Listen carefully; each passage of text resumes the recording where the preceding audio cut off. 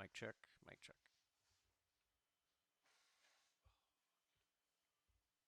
You got your ears on? Nobody has ears on. Mic check.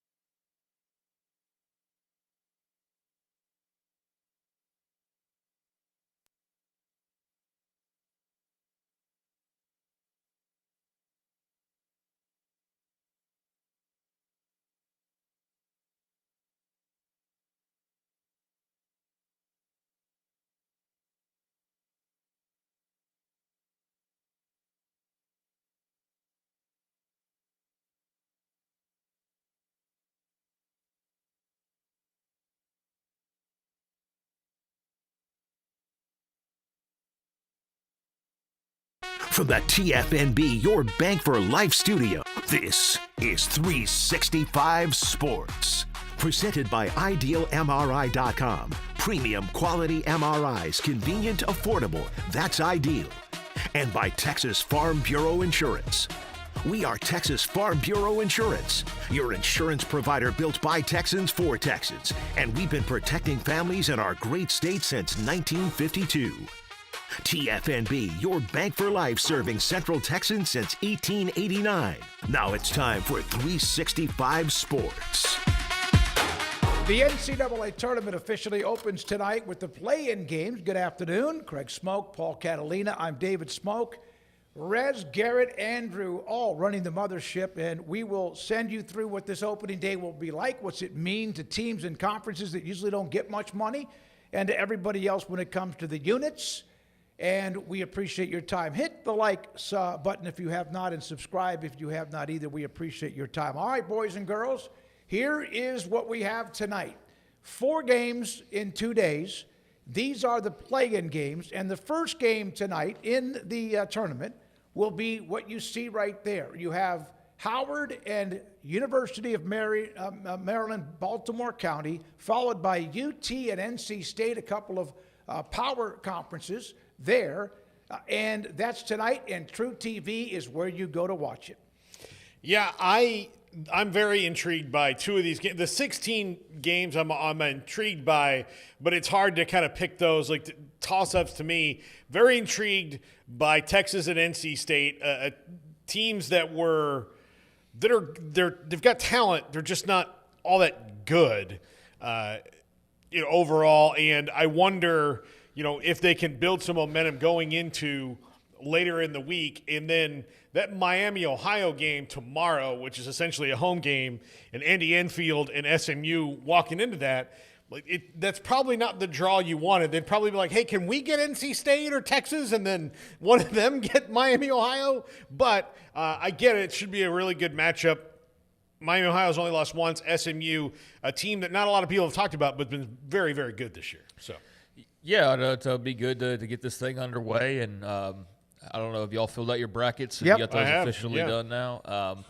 I need to finish off mine. I need to do that before the show's over with, actually. But, it'll be good to get this thing rolling. And Texas NC State ought to attract a pretty good audience, given that they have some pretty sizable fan bases. UMBC Howard.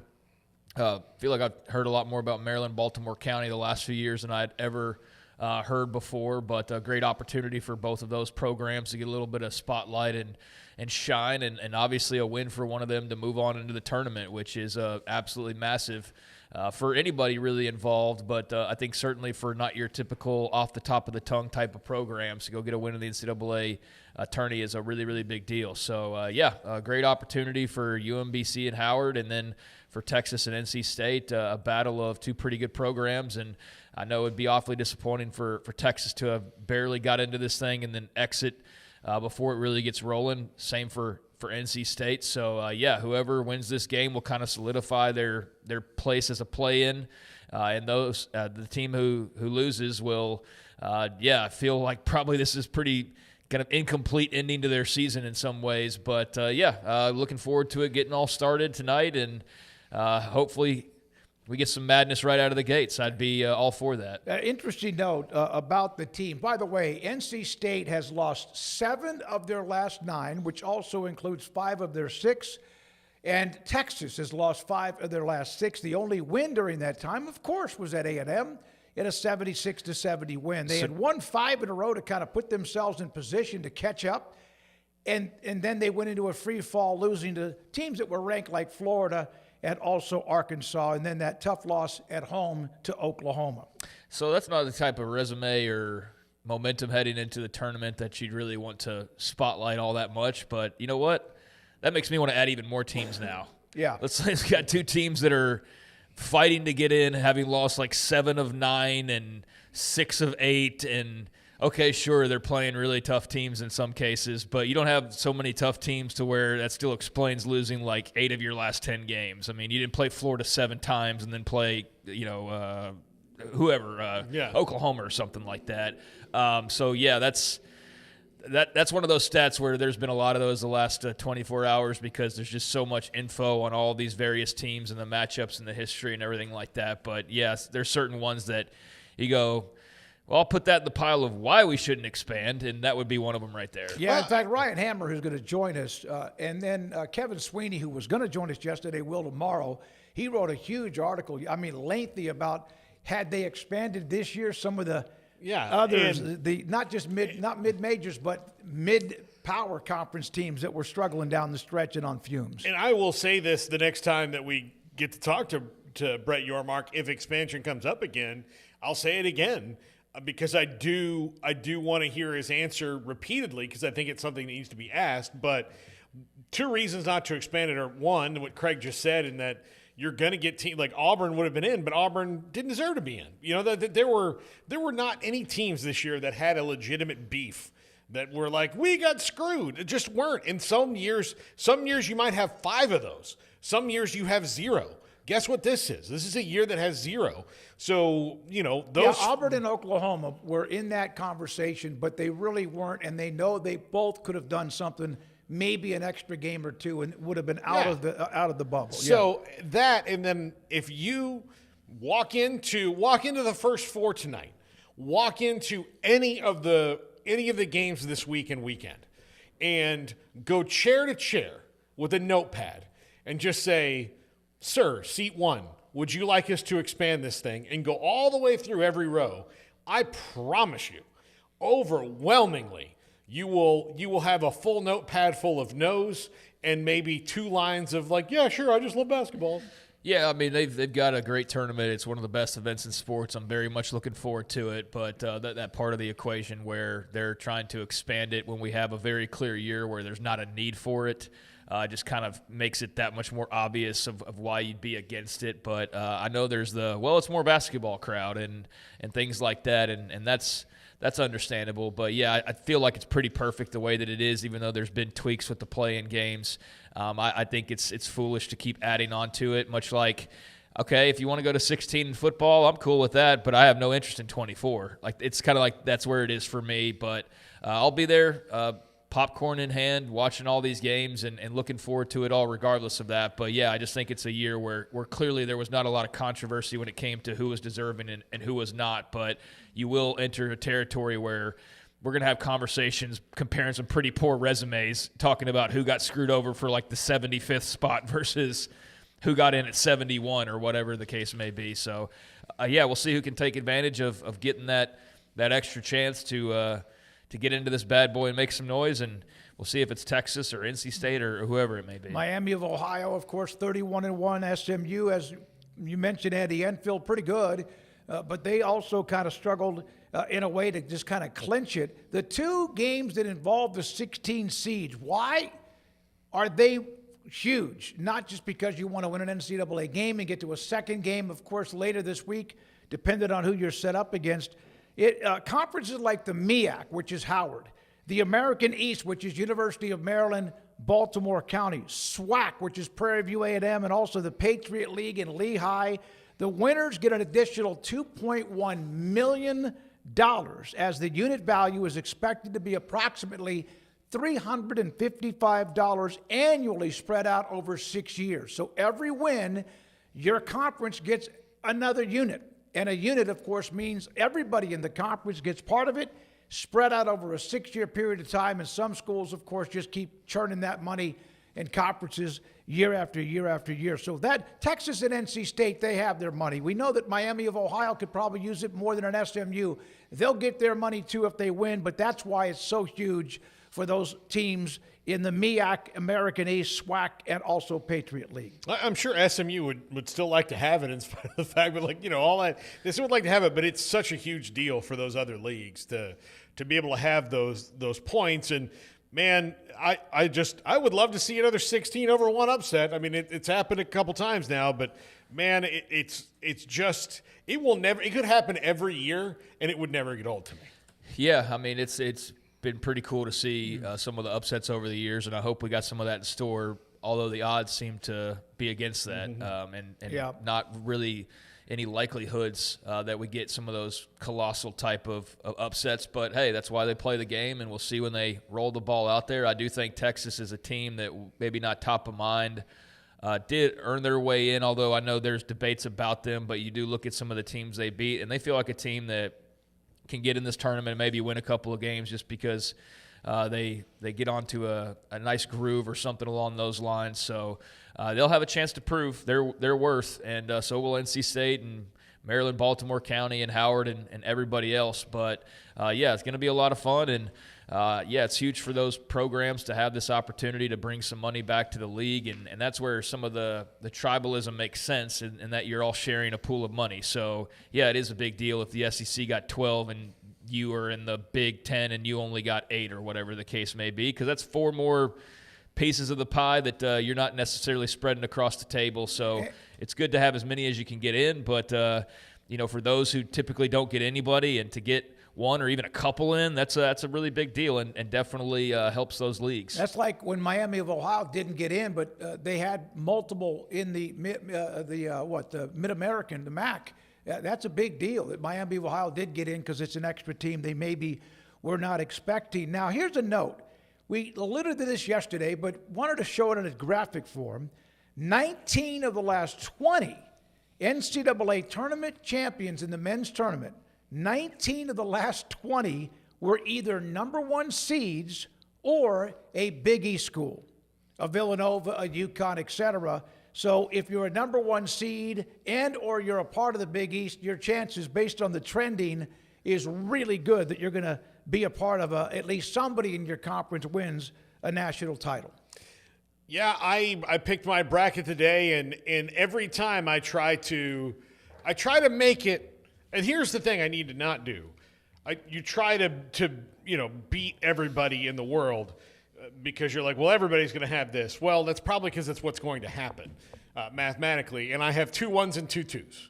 And I'm happy with that because I do think that there were probably 7 teams that had, one game, or 7 teams overall, but like maybe 8 teams in that group that had one game gone the other way for each of those teams that could have swapped spots, in those top, 2. So I feel very confident in that. But even still, it's going to be your number 1 seed for a reason. You're going to charge up through there for a reason.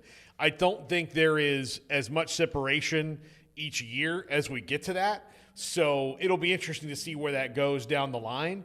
But I do think that, in this year, the 4 number 1 seeds are all really, really damn good.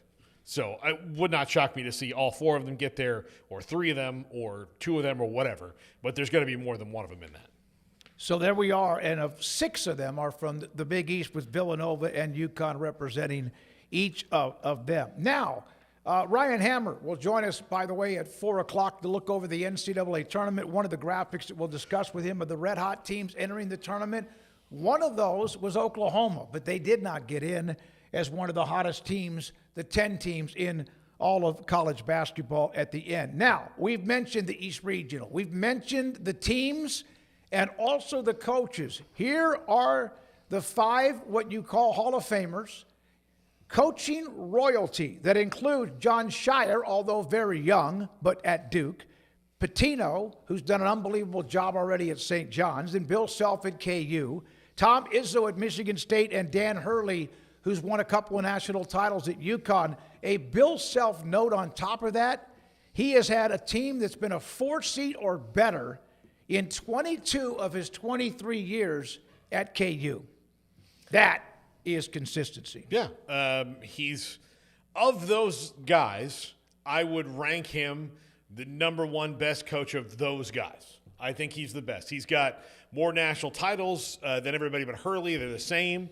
And I think that, I don't think Hurley's going to match the longevity of Bill Self at UConn. I think eventually he'll go to the NBA where he can kind of be even more of himself. But I think that he's number 1. I think that it's because he has been so ridiculously consistent. And in the new era the last couple of years, yeah, he's slipped back a little bit, but so has most everybody. You're going to have those times. I think he's finding his legs again, but I don't know, I think next year's probably the last year for him, unless they win this year and he's like, well, what else can I do? But yeah, if they were to win it this year with all they've been through with the Peterson, the cramps, and all of that, coming from a 4 seed to do it, it'd be a hell of an accomplishment. Although that's exactly why you go to Kansas, or you're a Kansas fan, you're expecting them to be in the Final Four and possibly win it all.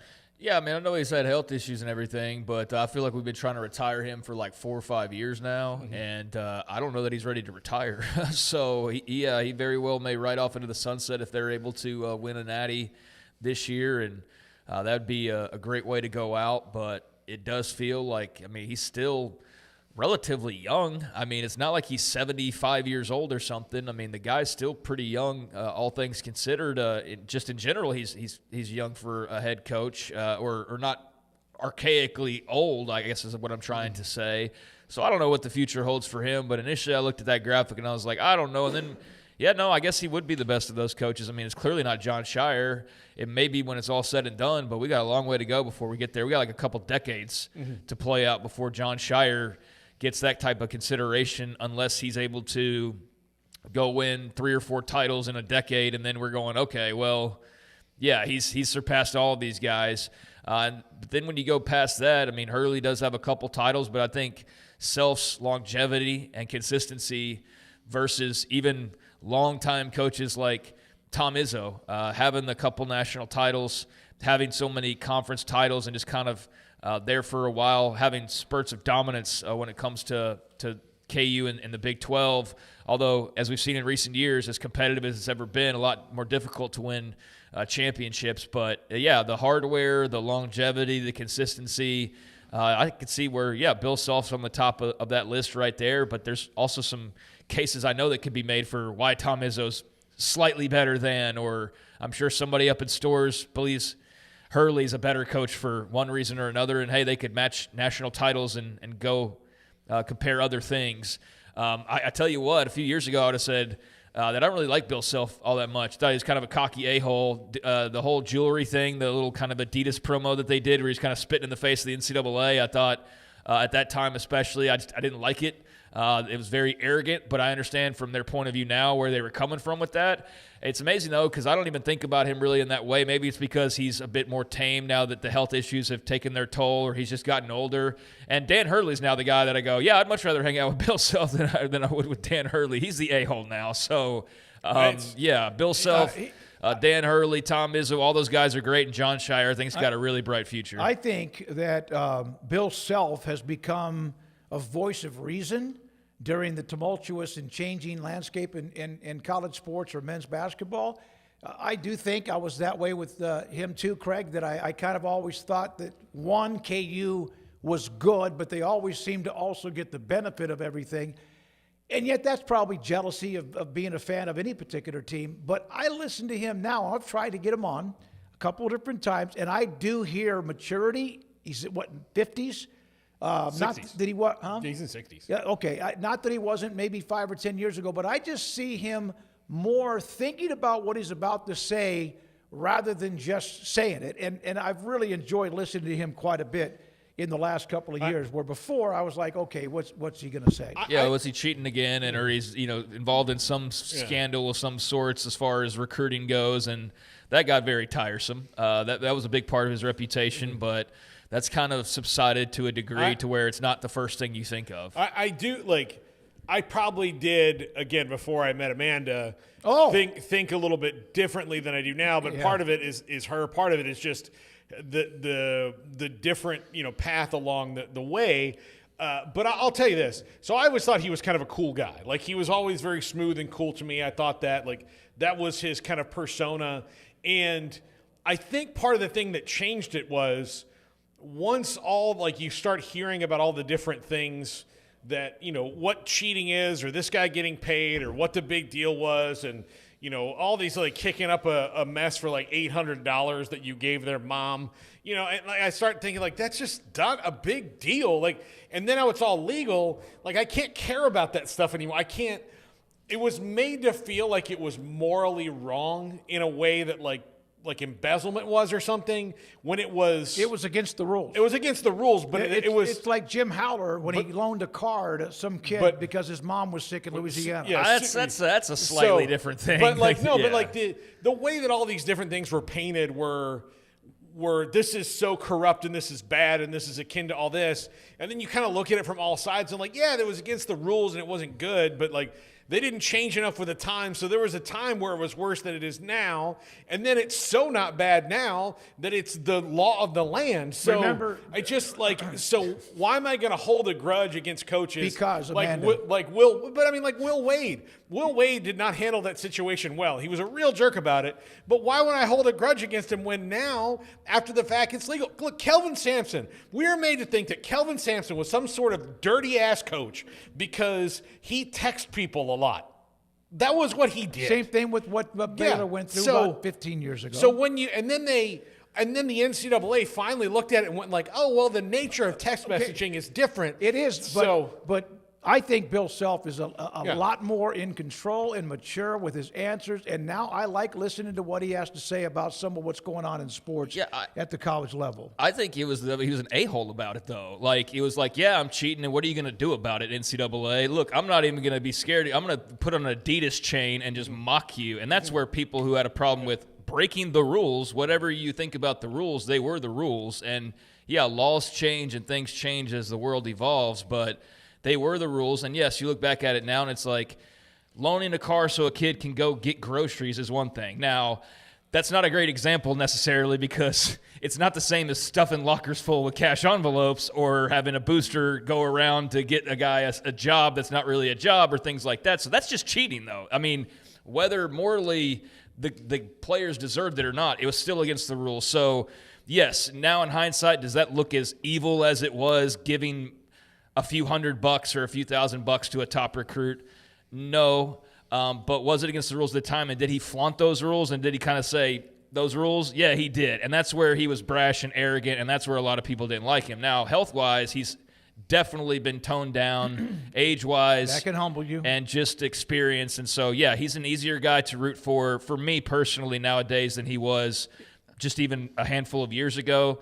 And he's a great coach, as we've been talking about now for the last minutes, and he's definitely a guy that can be debated with all those other fellow greats. And as I said, we'll see where Duke in this new era ends up with Shire when all is said and done, but that's pretty good company right there. Shire and Hurley, even with the 2 titles for Hurley, it's still really early. Sure. But then you start looking at how many coaches have won 2 national titles, and the list doesn't go very long.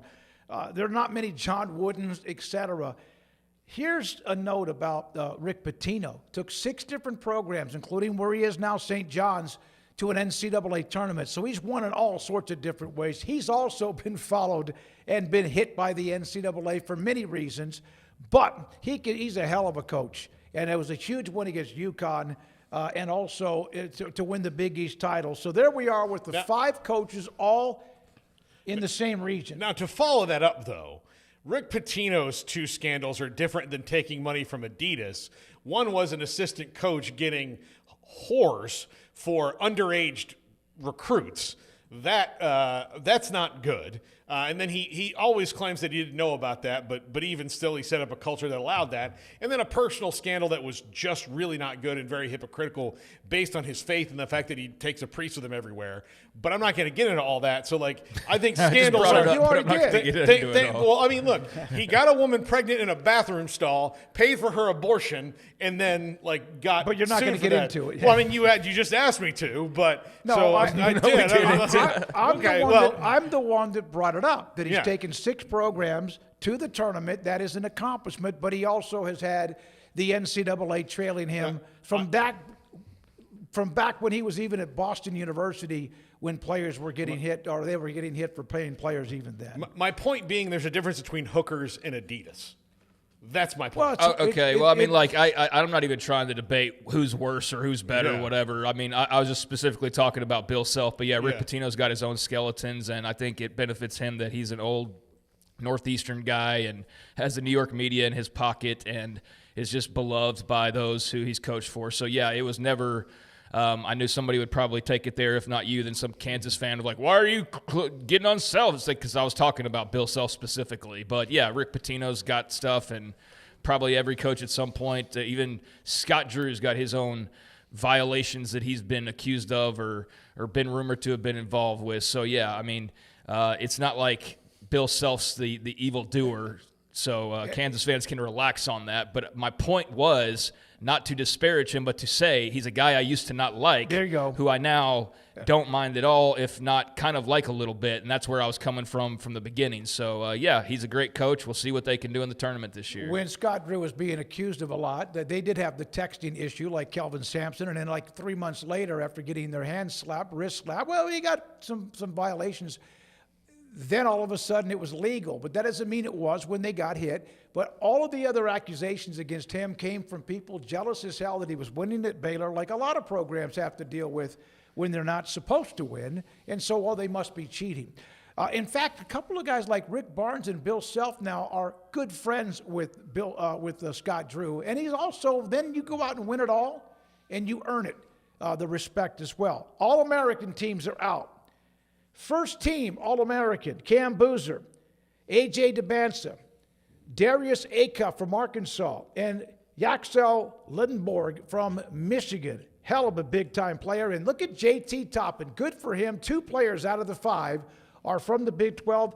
That is the first team All-American for Texas Tech. We'll have somebody else from them on the 3rd team, but there we go. One of the first questions people asked when J.T. Toppin got hurt was, does this take him out of the running for first team All-American? And in my opinion, was it better to him not? I mean, that played, 80% of the season or more in one of the best players in the country while doing it. And, we're 3 weeks out from the end, which is 6 games. Well, there have been guys who've missed more than 6 games who've been on that. So absolutely happy that J.T. Toppin got on because he is one of the best all-around players in the country. Not surprised that A.J. DeBance is on either. Cam Boozer's fantastic. Darius Acuff is fantastic. Lindenborg is one heck of a story as he's worked his way up from nobody knowing about him to being maybe the most sought-after guy in the portal last year at Michigan, roped in. So interesting to see Jaden Bradley was honorable mention, Big 12 Player of the Year, while JT Toppin's first team, and then you've got some other Big 12 guys that are also We're going to part show of the that in a minute. Yeah. second and third teams. So yeah, just interesting that the Player of the Year was honorable mention All-American. But yeah, that was one of the things that jumped out to me, at least initially. Yeah, and Bradley, remember, was voted as the big. That's from the coaches, and that's one of the things that sometimes get lost. You can't vote for your own player, but he was voted that as part of the coaches. Well, that's why it's always fun to see people go, these stupid voters, when it comes to a poll like that, and then you go, it's the coaches that vote. Oh, well, they don't know what they're talking. They don't know what they're talking about. The coaches who play these guys, who scout them and watch their film religiously, don't know what they're talking about. So yeah, the coaches' vote may not mean a whole heck of a lot of squat when it's the intern putting the top 25 together in college football. We know that that's sometimes a completely stupid, pointless exercise, but when it comes to things like All-American votes and those types of deals, I do think the coaches are as good of anybody to ask, and good for the guys that you mentioned. It's an incredible honor, and that's about, the who's who. There's some names you're going to mention here in a second, but yeah, I can't really argue with too many of those, and I'm not well qualified enough, I feel like, to get into the dirt and really argue over why Joshua Jefferson from Iowa State should be this versus that, or so on. So yeah, a bunch of big names, and congrats to JT Toppin. That's very cool. And then there's some, Boozer's a beast, and every one of those guys could be named the Player of the Year, and it would be hard to argue with it. Now, obviously, Toppin with the last week or two, but every one of them is going to be in that conversation. Here's the second team. Well, let me add to Acuff, obviously great Player of the Year candidate, and Debanza was incredible. Boozer, Debanza, and Acuff might finish 1, 2, and 3. Yeah, Debanza was absolutely incredible. He lived up to the billing, which is really hard to do, and the billing has you as like such a high-profile star from the moment people learn your name. It's hype, and he delivered. He absolutely delivered. Now, if they go exit in the first round, that'll be awfully disappointing, but I still feel like he would have delivered on his end at least. And, we're watching the last of his basketball most likely, but he's certainly deserving. And, that's a hell of a first-team All-American group right there. That's some studs. Here's the second team. Joshua Jefferson, Iowa State, baller. Then you have Braden Smith. I've watched him play. He's really, really good, feisty as he could possibly be from Purdue. Jeremy Fears. Now, isn't he the one that likes to kick guys in the nuts every once in a while on the court, the Michigan State guard? Illinois with Keaton Wagler. Great story by, in fact, Kevin Sweeney of SI.com on him. And then you have Caleb Wilson, another player on this among the three teams. He's out for the year, and one really good part of what North Carolina was this year. Let's go to the third team, and then we'll kind of talk about other things. There you have Christian Anderson from Texas Tech. He becomes the 6th overall All-American from Tech. You have LeBaron Philon, from Alabama. Thomas Howell, what a tremendous player, out of Florida. And then Kingston Flemings from Houston, and Graham Ike from the Gonzaga basketball team that kind of pulled themselves out of a ditch earlier this year and is now a team on a pretty good run. I really like Kingston Flemings, and I think that Christian Anderson, who was good before JT Toppin got hurt, I think elevated himself to this level by those 3 or 4 games he played right after. And really, filled the void as they kind of found themselves before they kind of hit a wall. I think they were just burnt out, which is what happens to most teams in the Big 12. There's a point towards the end of the season where I think their legs just give out, and they're like, can we play anybody else at all? And that's what happened there. But, yeah, I think he earned that there. And LeBaron Philon's going to have a lot of work to do in the next couple of days until they get his buddy situation straightened out. Yeah. And we're going to get to that in just a minute. Yeah, he will. Congrats to Kingston. Congrats to all these guys, but Kingston Fleming's a hell of a lot of fun to watch there at Houston. I've seen a lot of, I guess it's just their social media team, just a lot of comments that I've seen on Kingston Fleming's, and it might have been one earlier today, unless I'm just getting it confused with something else, of just people commenting on his All-American status, and you can just tell that, he's not only a stud on the court, but he's pretty well liked from all indications. And then Christian Anderson, shame that he can't be at full strength with his running buddy in this tournament. And I do wonder, I didn't know JT Toppin's NBA draft status because I wasn't there 3 weeks ago, only to learn that he's probably not a first-round pick, and so he's probably going to come back. But Christian Anderson's a draft pick as of right now, and so I'm curious to see what the future holds because there are guys that do stick around a little while longer, whether because of draft status or because of you got a really good situation going. And if he does, in fact, go off after this is his last run, I hope he can just be healthy enough to be close to 100% to give them the best chance to win. And it's a real shame if that's the end of the road as far as kind of the group that they have, because I feel like they had and still have a really good group, but obviously injuries are starting to really take their toll on Texas Tech. And so that's going to be one of those what-ifs kind of depending on where this ends up. Maybe the few days since they were beaten in the tournament up in Kansas City gives them a chance to maybe get their feet underneath of them and maybe some bumps and bruises get fixed. Danny Ainge, Jimmer Fredette, and A.J. DeBansa, the 3 all-time first-team All-Americans in BYU men's basketball history. Toppin becomes the first Tech player to earn first-team All-American from the AP. Christian Anderson, as I mentioned, the 6th Texas Tech player to be a part of the AP All-American team. Now, we will get to the Alabama and Aiden Holloway story, but we have 365 Sports using ESPN's Bracket Madness and brought to you by Kalshi. Here is how you can be in the bracket. I've already entered my team.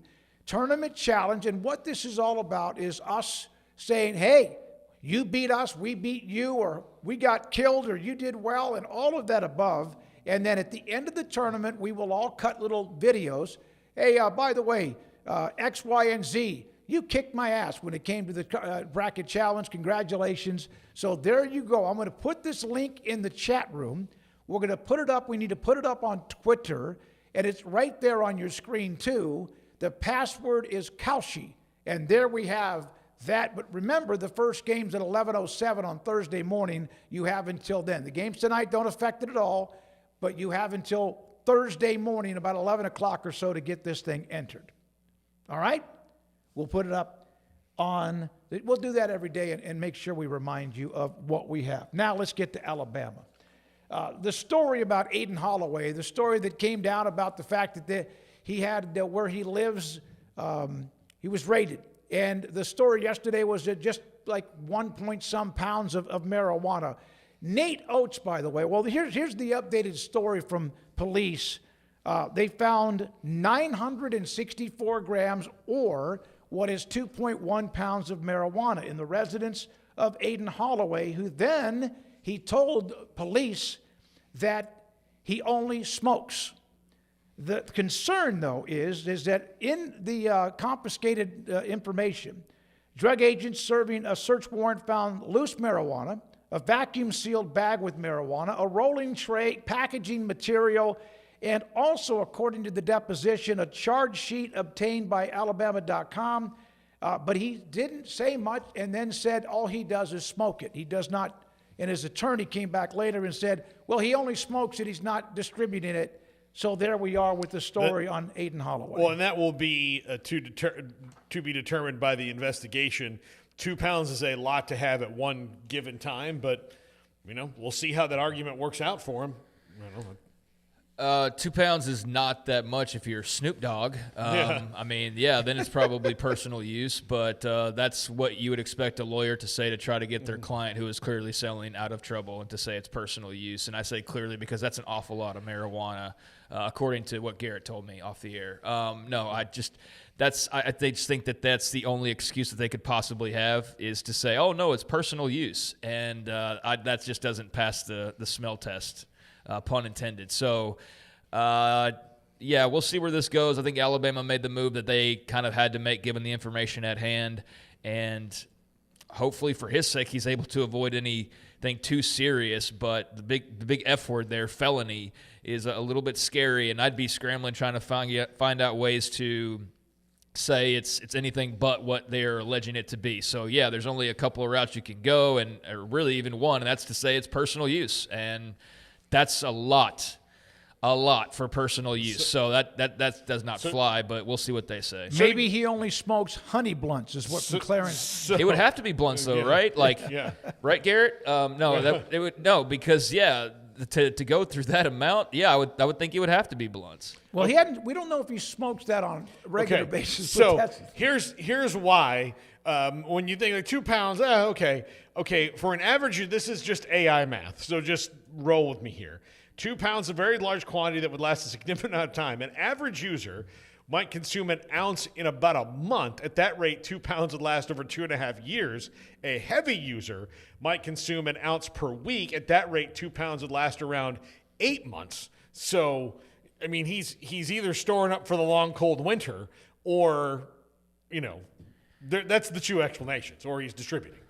Yeah, I think it's pretty clear what's going on here is that it's too much for one guy to be smoking that amount, unless he's storing it for like 10 months at a time, and then he's got like a whole room dedicated to it with a humidifier and everything, I suppose. So, we all know what's going on here. I think the more perplexing thing about it is why. Yeah. Why would you do that, especially if you are somebody who's probably making a pretty healthy amount of money as a pretty impactful player at a pretty big-time program who is not afraid to spend money.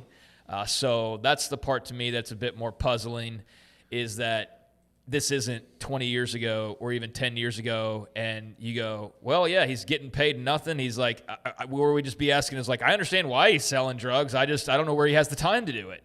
And now it's, why would he be selling drugs? Because they're making money. But as I said yesterday, we got billionaires at this very second that are finding ways to take more money from people who just got a cookie for like welfare purposes, right? Like, oh, I can't have that, but I need another $1 billion in my pocket, even though I already have $6 billion. Like, that's the world we live in. So if a guy's already making good money, that doesn't prohibit him from trying to make even more money and take himself to another level. And maybe that's what was going on. I don't know, but that definitely wasn't personal use. The part I do know is that was not just personal use. A lot of the valuations, when you look on the various sites that cover men's basketball, was that Aiden Holloway's evaluation was around almost $300,000. I mean, come on, what are you doing? Like, what? So he was paid even more than Hunter Dickinson and George Johnson of Pittsburgh, a couple of others too. Take some of that money that you've earned, move to a state that allows it, and open a dispensary. Yeah. Then you can really make the big bucks on it, Aiden. That's what you should do. Yeah. Maybe it was personal use for the entire Alabama men's basketball team. That would actually be a better excuse. Yeah. It would make sense, because you could go, oh, well, yeah, you could actually go through that amount in a reasonable amount of time, not 8 months for a single user. So I can see where that would not be a good thing to say, but it would still make more sense than, oh, no, it's just me and my own personal use. Yeah, I am very tickled pink by the law that he did get a tax stamp to break the law. So yeah, I had somebody send me a note about exactly what all that meant. Yeah, you're going to get, you're not going to get that anymore. You're going to get arrested for it. You might serve time for it or whatever. And you still then have to pay taxes on how much you were keeping. Yeah. Or the government's going to get theirs, man. Yeah. Even if you're doing something illegal, like we still want it. But we still want it. But if you get arrested and you're in prison and you get fined and you don't have the money to back taxes, it's a lot. Yeah. I mean, that's one of the problems with the recidivism in our system. But I think it's like Alabama there is, okay, so they're going to tax him on the weed he sold, and he's going to have to pay it, or they could legalize it, encourage the federal government to pull it off Schedule 1, allow federal taxes on it, and then the government could, make money in a straight line as opposed to a circle on this. That would sound like the next move for the SEC to make would be to suddenly go to their local court system so their athletes can sell weed and be fine with it. That's probably a bridge too far.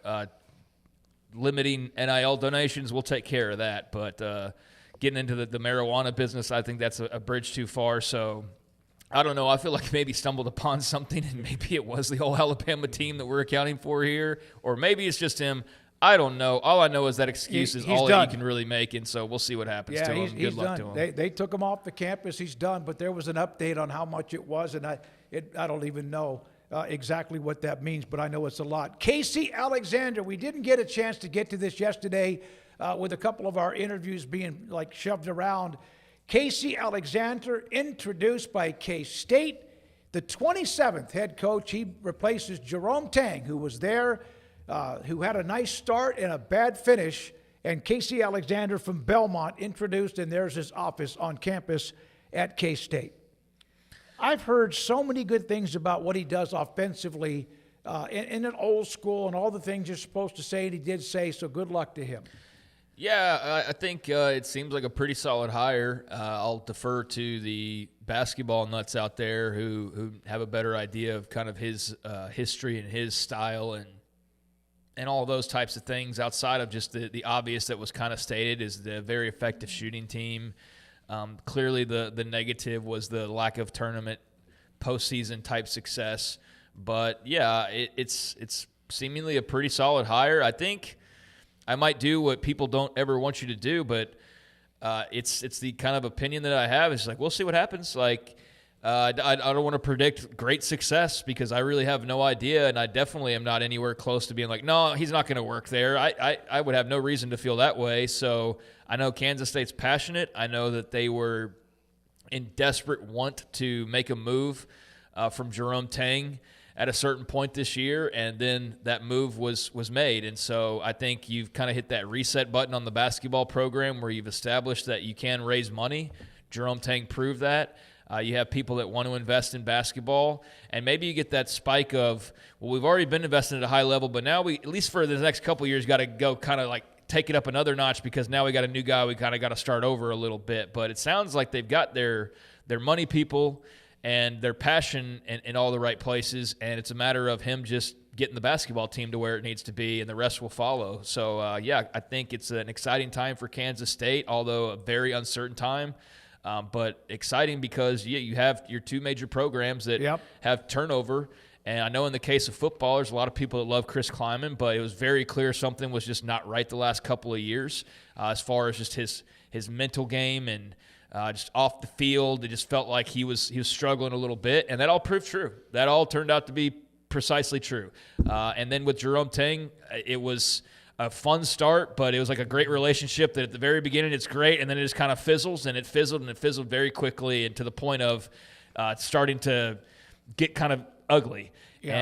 And now you get to turn away from that and just hit reset at both of those spots, and I think that'll make 2026 a really exciting year for K-State fans. I've been to Manhattan a couple of different times to cover football there, and I love that town. It is sometimes you could say it's a sleepy town, but it's a town that if you see anybody, they're wearing purple.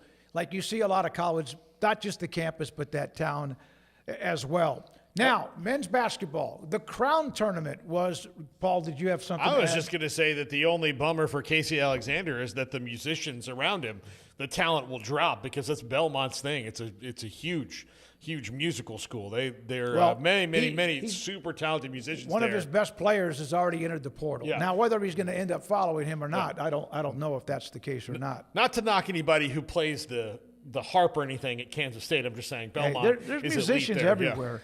Yeah. The Crown Tournament in Las Vegas, 8 teams that include Colorado and West Virginia and Baylor from the Big 12, also Creighton, Minnesota, Oklahoma, Rutgers, and Stanford. The winner of the tournament gets $500,000.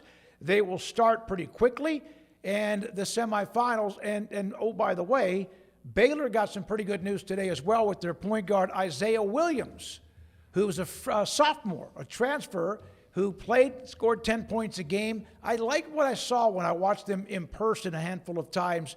Got a nice, thick kind of a build. He's got a long way to go when it comes to getting better. He's young, but they signed him to a 2-year NIL deal, and so they have at least the point guard in that spot wrapped up for next year. And the year after, they just got to make sure that they keep him. Isaac Williams. What did I say, Isaiah? Isaiah Williams. I'm sorry, Isaac Williams. Isaac Williams. Yeah, I watched him. I like he's good, really strong, but still very, very raw. That's good news for Baylor. I think we'll see as far as the rest of the team goes, kind of how they're able to sort through and hold on to what they want to hold on to. But that's a nice first step for Scott Drew. I feel like he and Dave Aranda are in awfully similar places, not as far as the heat of their seat. Dave Aranda's is very hot, and Scott Drew's is tepid at best, but still just trying to figure things out, trying to go and attack the roster construction and just put your best foot forward. I think Scott Drew will have no shortage of backing and no shortage of support, especially with new AD Doug McNamee. So we'll see what he can do. But, yeah, I think last year was a definite curveball thrown his way. I would hope that they put some language in their contracts that won't allow for a Rob Wright-like situation, and that can't happen again. I mean, that just simply can't happen again, because then it's a problem with your whole enterprise if you suffer the same fate as you did last year. So hopefully those contracts are what they're worth, and that's not going to be something we're revisiting in a couple of months when he's suddenly wanting to go take visits somewhere. But, yeah, that's a big first step and a good thing to go ahead and get checked off the checklist. And as far as the crown goes, I'm glad that some of these teams have opportunities to extend their seasons. Outside of that, I don't have a whole lot to say about it, but that's a good number of recognizable Big 12 teams. So I wondered about Baylor in particular, if they were just going to say, let's get this season over with and head into the offseason, but they clearly want to play some more basketball. So good for them. And all these teams will have an opportunity to play a little bit while longer with their seniors and their current construction, because Lord knows that the roster is never the same from year to year in basketball, especially anymore. So a nice way to just kind of wrap things up with the group that you've got and hopefully end it on as happy of a note as possible. Baylor was at a tournament in Vegas earlier this year. They went 2-1 with wins against Creighton, in fact, and San Diego State. So they have been there already. Well, that's a long time ago, back in November. So there we are. Tim Brando's be one of the broadcasters of that tournament, along with many others on Fox Sports. I did see, though, a lot of the comparisons you can make with bowl games. A lot of, no, we're not interested. We're going to go ahead and get into the offseason and start redoing. I thought that's what Baylor especially would do, but I can understand wanting to keep playing. But, yeah, I think these postseason tournaments, they are whatever you want to make of them outside of NCAA. It probably just depends on who you are and who you root for, on how much interest you have. But we'll see. The NIT, the Crown, all these things. The other one was canceled. CBI, yeah. CBI was canceled. Well, and what happens when you go and you add more teams to the NCAA tournament? So that's another 10 teams or whatever it's going to be. It was like for reasons perhaps, I think, out of their control. I'm not sure what happened there. Well, but yeah, I just can't imagine there's that much interest. Here's the reason out of the control the Crown exists now.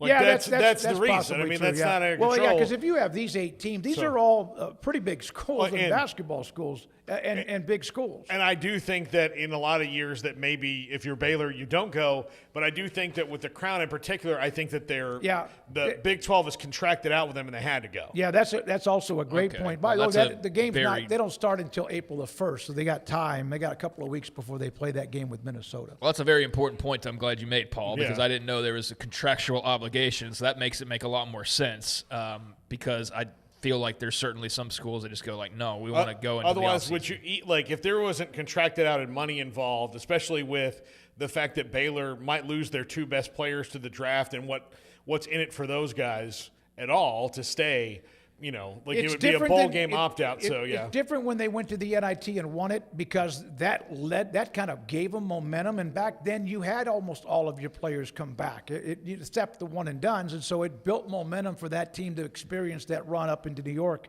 and win the NIT. All right, David Cutcliffe. This guy's a hell of a football coach, but he has been advising as far as a special assistant to the commissioner, Greg Sankey, for football relations. He has announced his retirement. So his days, a long-time successful coach, did a great job at Duke, always very professional, seemed like a guy that offensively was ahead of the curve and very good, but he is retiring. He was the football advisor to Greg Sankey with the SEC. And the coach of all the Mannings. Yeah, that's right. Yeah, very, very tied into the Manning family. Overall, they loved him. He was also Jason Garrett and him were really close. They worked together a lot. Like he had a lot of coaching in the coaching fraternity. A lot of people like David Cutcliffe and went to him for advice. Seemed like a pretty. Because he knew quarterbacks, and there's those guys, like there's quarterback coaches and there's guys like David Cutcliffe who are quarterback savants. The Lincoln Riley, David Cutcliffe, I think Kenny Dillingham's in that. Jimbo Fisher for a long time was. You get just guys who get the position better than everybody else does. He's that guy. Yeah, And he might be the if you want to be a savant of a certain position, it would want to be the quarterback position. By the way, S. Michael DeHart in the talking about Alabama, Aiden Holloway, he said, by the way, civil asset forfeiture is also something they'll do as well. Anything he owns, the government will get as far as they'll grab it. Furniture, car, whatever else is also a part of that deal with Aiden Holloway and Alabama. So S. Michael bringing in his legalese into the picture. We appreciate that. All right, coming up around the corner, Ryan Hammer will join us, college basketball analyst. He does a podcast, Blue Blooded. That will be next, along with much more. Plus, he was a part of the NCAA Basketball Survivor Media Contest. Splash Sports is putting that on. We'll talk with him about that and more. Hope you've had a great day today. Happy St. Patrick's Day today. If you have not celebrated that, enjoy it. Thank you for your time. We're back in a moment on 365 Sports. Marco's Pizza.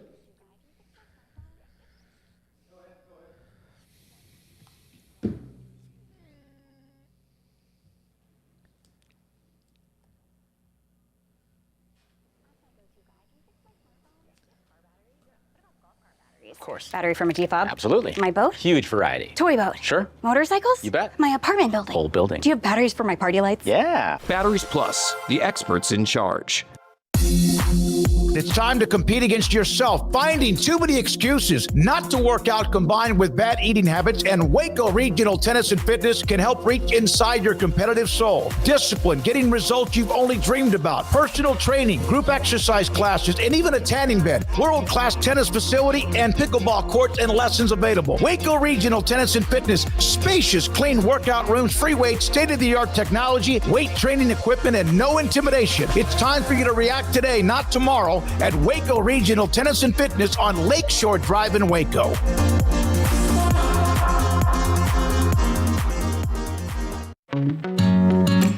Established in 2007 and independently owned, Alliance Bank Central Texas is committed to helping families and businesses meet their financial goals. From their tellers to their board of directors, they know the importance of superior service and competitive products. Customers have confidence knowing that their financial needs are in good hands. It's your bank, Alliance Bank Central Texas, with 2 Waco locations, 4721 Bosque Boulevard and 191 Archway Drive on Highway 84, and at alliancebanktexas.com. Member FDIC and equal housing lender.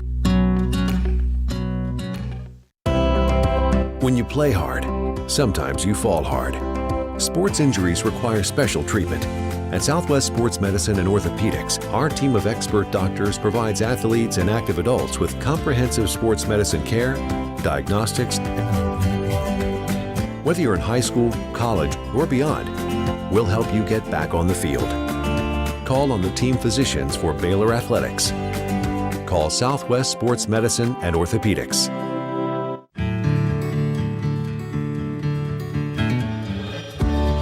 Whatever it is you wrangle, whatever seeds you sow, no matter what you nurture or what you choose to grow, at Texas Farm Bureau Insurance, we're proud to protect all Texans.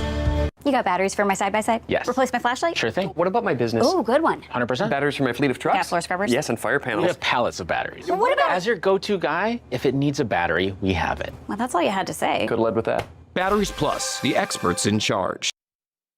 This 3 o'clock hour is brought to you by QC Kinetics. Feel better, move better, live better with regenerative medicine using your body's own healing abilities for natural pain relief. No surgery, no drugs, no downtime. With locations in Dallas and Houston at QCkinetics.com. Now it's time for 365 Sports.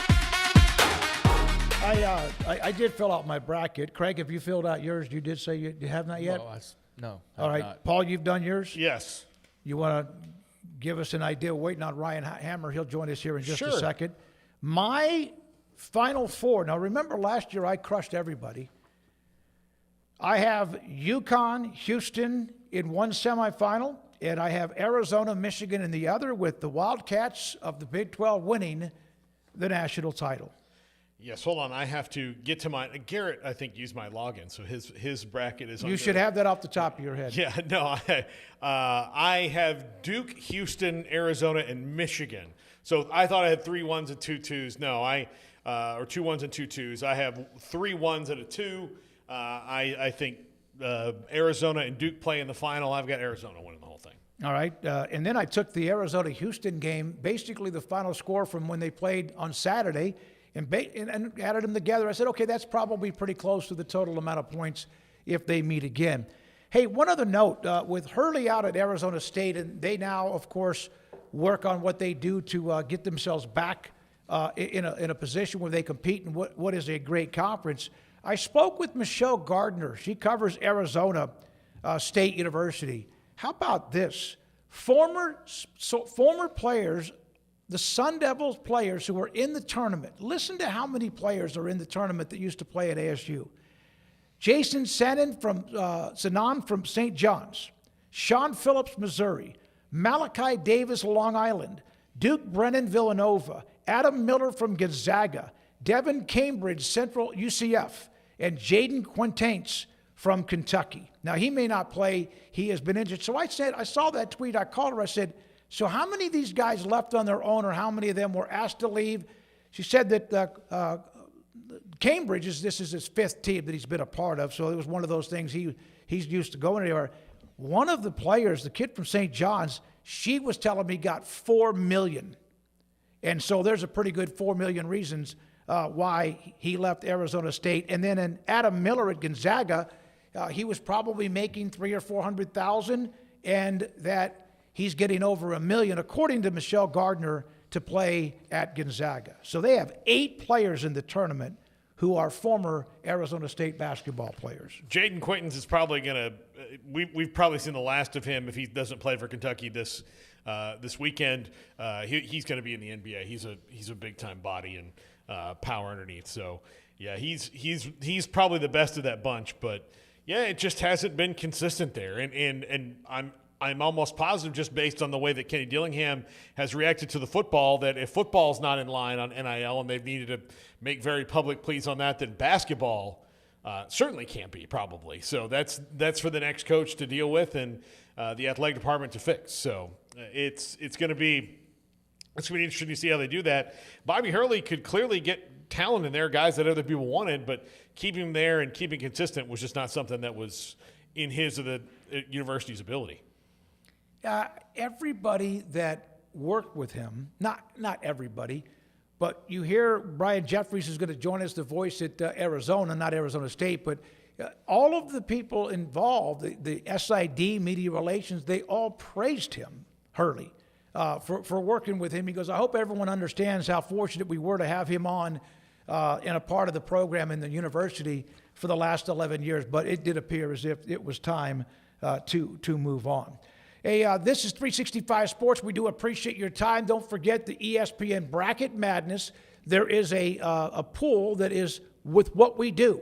And you can go online, register, be a part of it, and then we will see as we go each round and throughout each weekend who continues to have the best overall point totals. There it is. The password to use is Kalshi. So that's the ESPN Tournament Challenge for you to jump on, and I have not put the link in the chat room. I need to do that. We got it? Yeah, I believe we do. Guys, we got him? No, hold on. Here's one of the things that I saw where Jay Billis, Texas and NC State playing tonight. Jay Billis has UT getting to the Sweet 16. From a play-in game to win and then get hot. Now, they've got some quality wins. The problem is they had also some bad losses. 18-14 overall, and then the loss to Ole Miss in the tournament, who was 12-19. He has them going into the Sweet 16. Somebody was asking me about a team in the play-in game. Can they get hot and make a run during the tournament? Got him? Yeah, we got Ryan Hammer. I'm waiting for the thumbs up from the booth that they've dragged him over into the. That he's there. I saw him. Yep. So. Here we go. Ryan Hammer now joins us from Blue Blooded, the podcast, college basketball analyst, and does a great job with that. And we'll get into the survivor part of what Ryan's a part of as well. Ryan, thank you very much for your time with Paul, Craig, and David Smoak. Your thoughts about, is this for you, a basketball junkie, like 3 weeks of Christmas in the next, all the way up until that first Monday in April? Yeah, it's amazing. I appreciate y'all having me on, obviously, first of all, but even these 3 days and like 4 days with Selection Sunday into yesterday, today, and tomorrow, it's like absolute chaos. And it is so much fun filling out brackets, debating yourself on so many different things, but it's the fun of the sport. The entire month of March is just so enjoyable, even when your bracket gets busted and whatnot. But it's great, and also it's getting nice out. I live in New Jersey, so it's finally getting nice out. It's perfect. Ryan, I try to be creative in my bracket every year. I think that's kind of dumb, maybe, that I do. And then in this year, I found, I have Arizona, Duke, Houston, and Michigan in my Final Four. So as creative I got in the middle, I got 3 1s and a 2 at the end. I just kind of feel that those teams at the top, the 4, 5, 6 teams at the top, Iowa State included, that just seem to be a little bit above a lot of people. I think there's a couple dark horses, but how do you feel about the top of this tournament? Yeah, I tend to agree. It's funny because obviously the sport has changed a little bit, but I used to, like I put it on Twitter the other day, growing up, I used to be like, why are these analysts always picking 1 and 2 seeds? And then I spend the entire year watching these teams more than ever, and I get so entranced by how good the teams at the top are. Again, the teams at the top, like you said, have been better than they ever are, so it kind of makes sense for this year and also last year, obviously, too. I agree with you for the most part. I don't think it's as easy as all 4 1 seeds like it was last year. I don't feel good about picking that like I did last year, but I think there are 6 teams who can win the national title, and I think that there are maybe 8 to 10 teams who will probably end up competing for Final Four spots. But I think there's a little bit more parity at the top compared to what last year was, at least. Well, I got to ask you, you're wearing an Iowa State T-shirt, so and the Cyclones are playing at a great rate. They lost that buzzer beater to Arizona. Your thoughts about the Cyclones, just outside of course, of the list, and maybe a part of the list, no matter what, of teams that could win this whole thing? I love Iowa State. I was there this year. I haven't had the shirt on. Yes, I was filming a video before about their region. I threw on a shirt real fast, but I think that they are one of those teams that isn't. They're one of 2 or 3 teams that's a non-1 seed that can win the national title. When they are on, they're one of the best 2 or 3 teams in the country. They have proven that, and you need to be Arizona or someone unbelievable to be able to beat them on that day. So I love their chances to get to a Final Four. They've also had a couple of cold moments in this year, but on paper, they have everything you want to get there. They have experience. They have roster continuity from last year, tournament experience, all-American caliber players, shooters, good defense, good system. They're in the Big 12. Like, everything points to them being able to make a tournament run. They've also had a couple of really cold moments, like I mentioned, so that worries me a little bit, but absolutely, they can definitely cut nets. One of those teams that's not a 1 seed that I'm very curious about, because they haven't really had this all year, but it's the tournament now. They've got probably the number 1 overall draft pick in Darren Peterson, and that's Kansas. If Darren Peterson locks in with the way their other guys have played, and they actually have full speed ahead for probably one of the only times this year in these next 3 weeks, can Kansas get to the Final Four?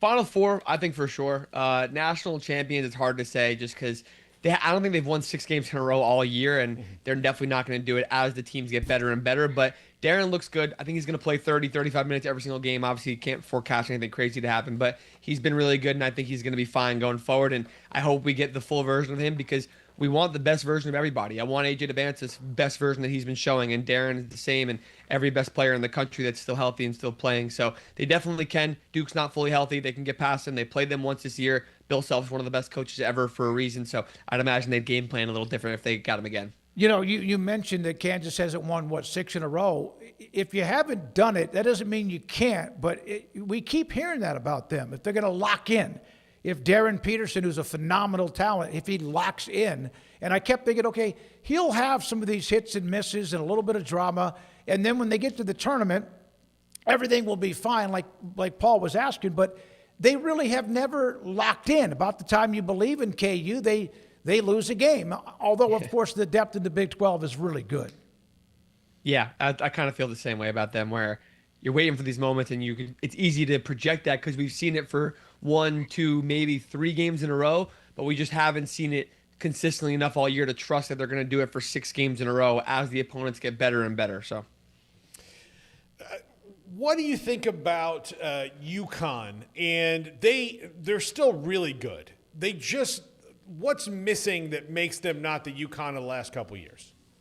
I think it's the offensive firepower, the dynamic shot making, where Silas Demery is great, but he's had games where he turns the ball over way too much, and he's not this Tristan Newton yet. He's like a first-year transfer version of Tristan Newton, not the peak one what we got. He's not this Jordan Hawkins guy either, obviously, and Sola Ball hasn't been the caliber of a Jordan Hawkins that they really need on the wing. More Braylon Mullins can probably do that, but they just haven't had the consistent dynamic offensive ability to just unleash and take over games and run away with games also. Those 2 years they won the national championship back-to-back, obviously, they had guys that did that, and they just completely dominated teams. And when it was getting close, like the Illinois game in the Elite Eight, they won by 30, whatever. They went on that crazy 20-something-0 run or whatever it was. They have those guys that can just completely take games away and out of control of the other team and kind of manhandle them. So they don't have that this year. Every game is tight, and I don't like that. Florida is the defending champion. They got on a run and started mauling people by 20-plus points, and then ran into, who was it, Vanderbilt in the ACC, no, SEC championship game. But they still have that swagger. They're not the same team, but where are they on your list of teams if you had to rank them 1 through 5? They're definitely up there. If I had to rank them 1 through 5, I'd say they're firmly beneath the other 3 1 seeds. And I'd say they're probably with Iowa State, Houston. You could throw UConn in there and that kind of second tier of contenders. They've been great. The fact that they weren't great versus non-SEC teams doesn't make me feel comfortable. I know that they've turned a corner and they've been playing much better. But there's still part of me that is questioning if that was SEC friendliness to them and the stylistically friendliness. But they've been great. They've been awesome. Their front court is amazing. All 4 of them were on the national championship team last year. They're even more dominant than they were last year, best front court in the country. They just need the guards to play consistently well versus non-SEC teams in the tournament. I think they definitely can go back-to-back, but it'll be tough. Yeah, I want to go back to Arizona for a minute. I'm having trouble thinking of a team that was this deep scoring in the last few years, where they have 4 guys who can throw 20 in any night. They've got a guy like Toby Awaka, who's a monster down there. They go, he could probably go 8-9 deep if he wanted to or was forced to in the tournament. Tommy Lloyd. That's where I think, and they're pretty healthy aside from Bradley's injury. It's just hard for me to see anybody, getting over them unless they have some injuries. Yeah, Arizona's my national championship pick. I'll come out and say that. That's part of the reason why. Also, being fully healthy, where Duke is not, Michigan is not, a lot of other teams aren't. That obviously helps them. But they've been so consistently elite all year because of that depth, where I don't like teams that go super deep into the bench because you don't know who you're going to have to rely on in crunch time. But they go 8 deep, but they play all 8, and all 8 can give you 20, like you said. So I actually absolutely love that out of them. It reminds me of similar Arizona team in 2022 when they were a 1 seed with Benedict Mathurin offensively. It reminds me a little bit of the old Gonzaga teams in the 2010s that Tommy Lloyd was on staff for with Mark Few at Gonzaga. So it reminds me of similar teams like that. But you're right. I can't remember a team that's super similar to them. So you had this on your Twitter feed, the top 10 teams rolling into the tournament, and then you said, sorry, Oklahoma, because, of course, they were at number 10, but they're not a part of it. They're playing in the Crown Tournament. Iowa State, even though they were 3-2, you have them rolling into the tournament. Is that because of how good they looked in Kansas City? Yeah, and it wasn't me, to be fair. It was Bart Torvik. Okay. Torvik's an analytical website. It's analytically adjusted for who you're playing, who have efficiency-wise been the top 10 teams in the country in the last few games. I just think it's interesting because sometimes people go run with it too far, but I also think sometimes people don't consider current form, because if a team has been really bad in the last few games, like, yeah, they might lose first round. Like there's history behind that of teams losing in their first tournament game and then losing pretty early relative to where they're expected to in the NCAA tournament. But Iowa State, yes, you lose to Arizona. It is what it is. Obviously, they've been playing like we want them to play going into the tournament, which I think is super important. By the way, we have a correction from a viewer that I have to say. Kansas did win 8 games in a row. They did. In conference. So From a viewer? From a viewer. I'm just going to say that. Just from a viewer. The 8 games, to be fair, had Baylor, Colorado, Kansas State, Utah in them, but credit where it's due, 8 games in a row. There you go. Yeah. Iowa State, Arizona, and Tech in there too, and BYU. So so they mixed and matched it very well. Listen, Ryan, happy wife, happy life. I'll just tell you from my KU loving wife. But is there a team that you see like 6, 7, 8 line that could knock somebody out of it because they can muscle with you? Yeah, there are a few teams that I consider of. It's funny, Tennessee's the best 6 seed by far. They've been good, not great most of the year. I like their draw in the first round. I like their draw against Virginia and Iowa State is very tough to get out of there, but they're the best 6 seed by far. And I think UCLA on the 7 seed line is definitely the one to watch in the East. You talk about that recent form. They're like the 5th best team in the country in the last 5 games. They've been playing great. Donovan Dent's been arguably the best point guard in the country in those last few games. And they're going to play against a team like UConn and then maybe even Michigan State again, who all play that Big Ten format and style that they've got adjusted to and acclimated to. So I like UCLA a lot. All right. Who is more of the curmudgeon, bully, or just an asshole as a coach? Is it Cronin?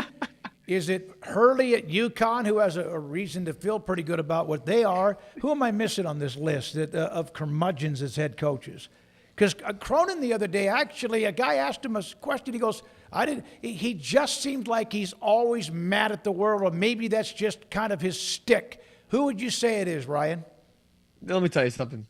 UCLA could win by 30. Mick Cronin's still going to complain about something. My brother brought it up to me. They have to play this game in Philly. He said UCLA could beat UConn to go to the Sweet 16, and Mick Cronin would start complaining about the travel over to Philadelphia. Yeah. So I'll go with him. But if that game happens, I just feel bad for whoever has to referee that game. Oh my God! Yeah. No, they got to put earplugs in. No, that's therapy after that. Like I was called names. They tried to one-up me, names I'd never heard before, combinations of swear words that don't even make sense. It scarred me in my soul if you're Dan Hurley and Mick Cronin. Been really impressed by Miami and Jay Lucas. Obviously, this is year 1 for him. Do you see this being kind of a momentum builder for him, this tournament? Yeah, I think it's good. You've seen a lot of potential out of Miami in their entire system and roster and entire program, really. Jay Lucas is a great coach. Love guy that comes from the Duke coaching tree, obviously. He's shown a lot of potential, and that Miami squad is actually pretty decent. Tough that they have to go into St. Louis, Missouri to play Missouri. It's not ideal, but it's still a team that they should be able to handle. I think they're better than so. Ryan, I did back to that list of the top 10 hottest teams based on Torvik. There are some like Ohio State's an 8 seed.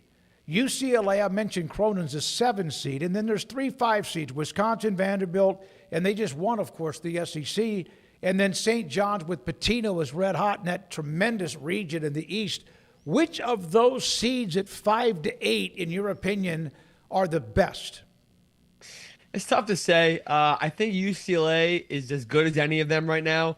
All of them are playing up to the caliber above their seed line. And I think Wisconsin's probably the one team I'd be most terrified of. St. John's is probably pretty easily up there also. But I also don't like their draw, and I have a little bit of doubt in their tournament run ability. Wisconsin's got a really tough draw. They got to play High Point, and they got to play Arkansas, and they got to play Arizona if things go chalk over there, which is not ideal. But they were a team I really wanted to take far before the bracket released. Then I saw the bracket, and I was like, that's not ideal for anybody. Among the loaded group of great freshmen, and we saw the AP All-American teams being released today, among, Boozer, DeBansa, Acuff, and we could go on and on and on.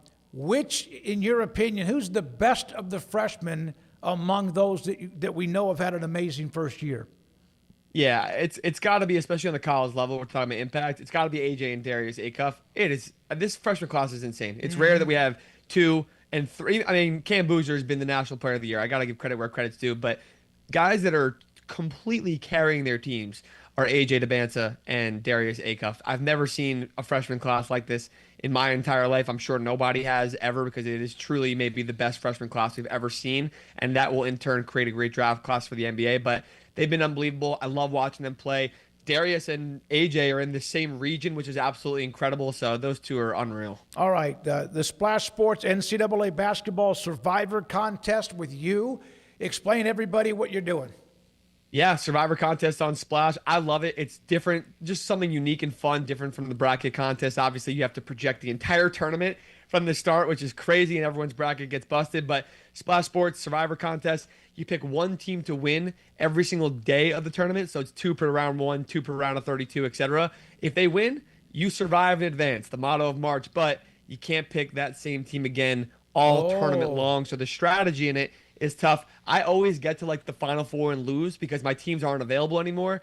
So this year I'm trying to keep Duke and Arizona and save them to the Final Four and save those teams that I think will get there. So I try not to pick the high seeds in the beginning. It's a lot of strategy, a lot of fun, something just unique and different. I've never done the Survivor with NFL, and I know some people have done that, and man, you got to be careful that you don't pop off with somebody early on that might still be in that role. Okay, you go to splashsports.com or download the Splash app, grab a spot, make your picks, and survive. And Ryan's is a $100,000 Survivor Madness contest. Is that right? That's correct. Guaranteed $100,000 no matter if we fill the contest or not. 100,000 peer-to-peer contest with Ryan Hammer.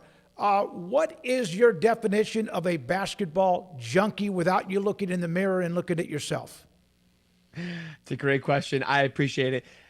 Someone who genuinely just wants to consume more and it never gets enough, I'd say. And whether that's playing or talking or watching or studying or looking at data, whatever that is, I just think someone who never gets enough of it. And I think that can be taken however people like it. But I know I'm one of those people. I know a lot of us are, just because I'm always trying to do more and learn more. So.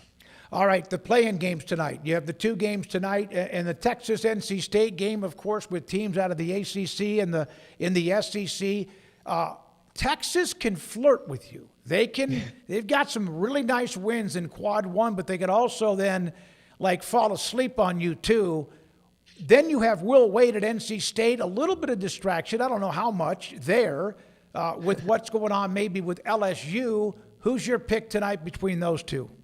Yeah, it's interesting, and we'll see what happens, obviously. I like NC State in the game tonight, but I like Texas's chances more to win a tournament game versus BYU and maybe Gonzaga after that to make any kind of tournament run. But I like NC State tonight. All right, one more question from the chat room, and let me see. Let me get to it. Smokey, does Ryan think BYU or TCU? BYU with the injury to Saunders, but DeBansa playing so well, and TCU with J.B. Dixon, they've been playing really well. Which of those two can go deeper? I think the answer is BYU because of the draw. TCU is a team I fell in love with in the last month of the year.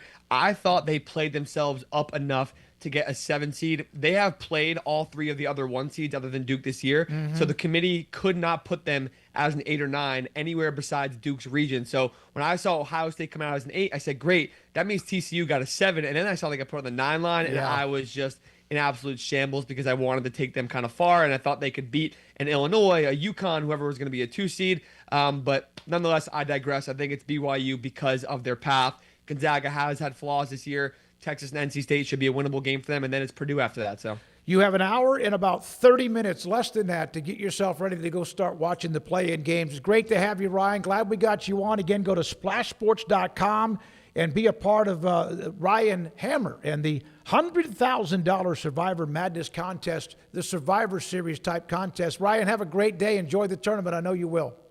Appreciate you guys. You too. Thank you. Ryan Hammer with us on 365 Sports, and a lot. And thank you for the questions in the chat, too, that we were able to get to him on today's show. When we come back, we will have Brian Jeffries. He's the voice of Arizona Athletics. We had him on about 3 or 4 weeks ago when Arizona was rolling, and now they're rolling 32-2, number 1 seed, and winning both the regular season and the Big 12 tournament in Kansas City. He's next. This is 365 Sports. And Marco's Pizza lovers get us, the fastest growing pizza brand in America, 5 locations in Waco. The owner is Bob Mock. He loves sports. He's a part of a volunteer at a lot of the events that I see him at. And he also is really good at understanding the pizza business from the days in which he started as a delivery driver to then you go inside the store and you take orders on the phone. Then you go to be a delivery driver. Then you get behind the counter and you start to make the pizzas. And then after that, well, you start to maybe get into the management part, a general manager, then an owner of a franchise. And that's what Bob Mock has done with 5 locations: Woodway, Robinson, also in Hewitt, Bellmead, and China Spring. Marco's Pizza, my favorite, is the all-meat, thin crust what is called the all-meat pizza, loaded with everything. You could imagine they have buffalo wings, they have sandwiches, they have salads, they have what you need. At Marco's Pizza, pizza lovers get it. We're celebrating the declaration of deals at Allen Samuels in Waco. Right now, get $11,000 off a new Ram 1500 Lone Star, plus 2.9% for 72 months. Cash in on $11,000 off a new Ram 2500 Lone Star Crew Cab, or choose 0% for 36 months, plus no payments for 90 days. Feel secure with America's best full-size truck powertrain 10-year, 100,000-mile limited warranty at Allen Samuels. I pitched in the major leagues for 24 years, and let me tell you, I can feel it in my joints. Shoulders, elbows, and knees. Trust me, pain doesn't retire when you do. I tried everything to get rid of the pain. Nothing worked until QC Kinetics. Baseball legend Roger Clemens and other patients are getting lasting relief with QC Kinetics regenerative treatments. No surgery. I trust QC Kinetics. You should too. Let's commit to getting rid of all the pain. Schedule your free consultation today. QC Kinetics. Better starts here. Petty Clinic Men's Healthcare in Woodway is now proud to offer you men an exceptional weight management body sculpting product called semaglutide, also known as Ozempic or Wegovy. Semaglutide is an FDA-approved weight management medication. Once-a-week injections of this powerful medication offers an average body fat weight loss of 20% within the first year of treatment. In addition to body sculpting, semaglutide also normalizes blood sugars and has the clinical research proof of reducing blood pressure, cholesterol, stroke, and heart attack risk. If you're like most men and you have stubborn fat that will just not respond to typical diets and exercise, then help is finally here. Semaglutide. Affordable, highly effective. Google search Petty Clinic Waco and reach out to the Petty Clinic team today for a free consultation with Dr. Petty to see if semaglutide is right for you. Go to pettycliniclowt.com. At Ideal MRI, we feel blessed to be part of the Waco community. We're a small family business here in Central Texas. At times like this, the cost of healthcare has never been more important. And unfortunately, significant illnesses and injuries still occur. And that's why Ideal MRI is open and here to serve you through this difficult time. So if you need an MRI, ask your doctor about Ideal MRI. You can schedule online in minutes at idealmri.com or call 833-IDEAL-MRI.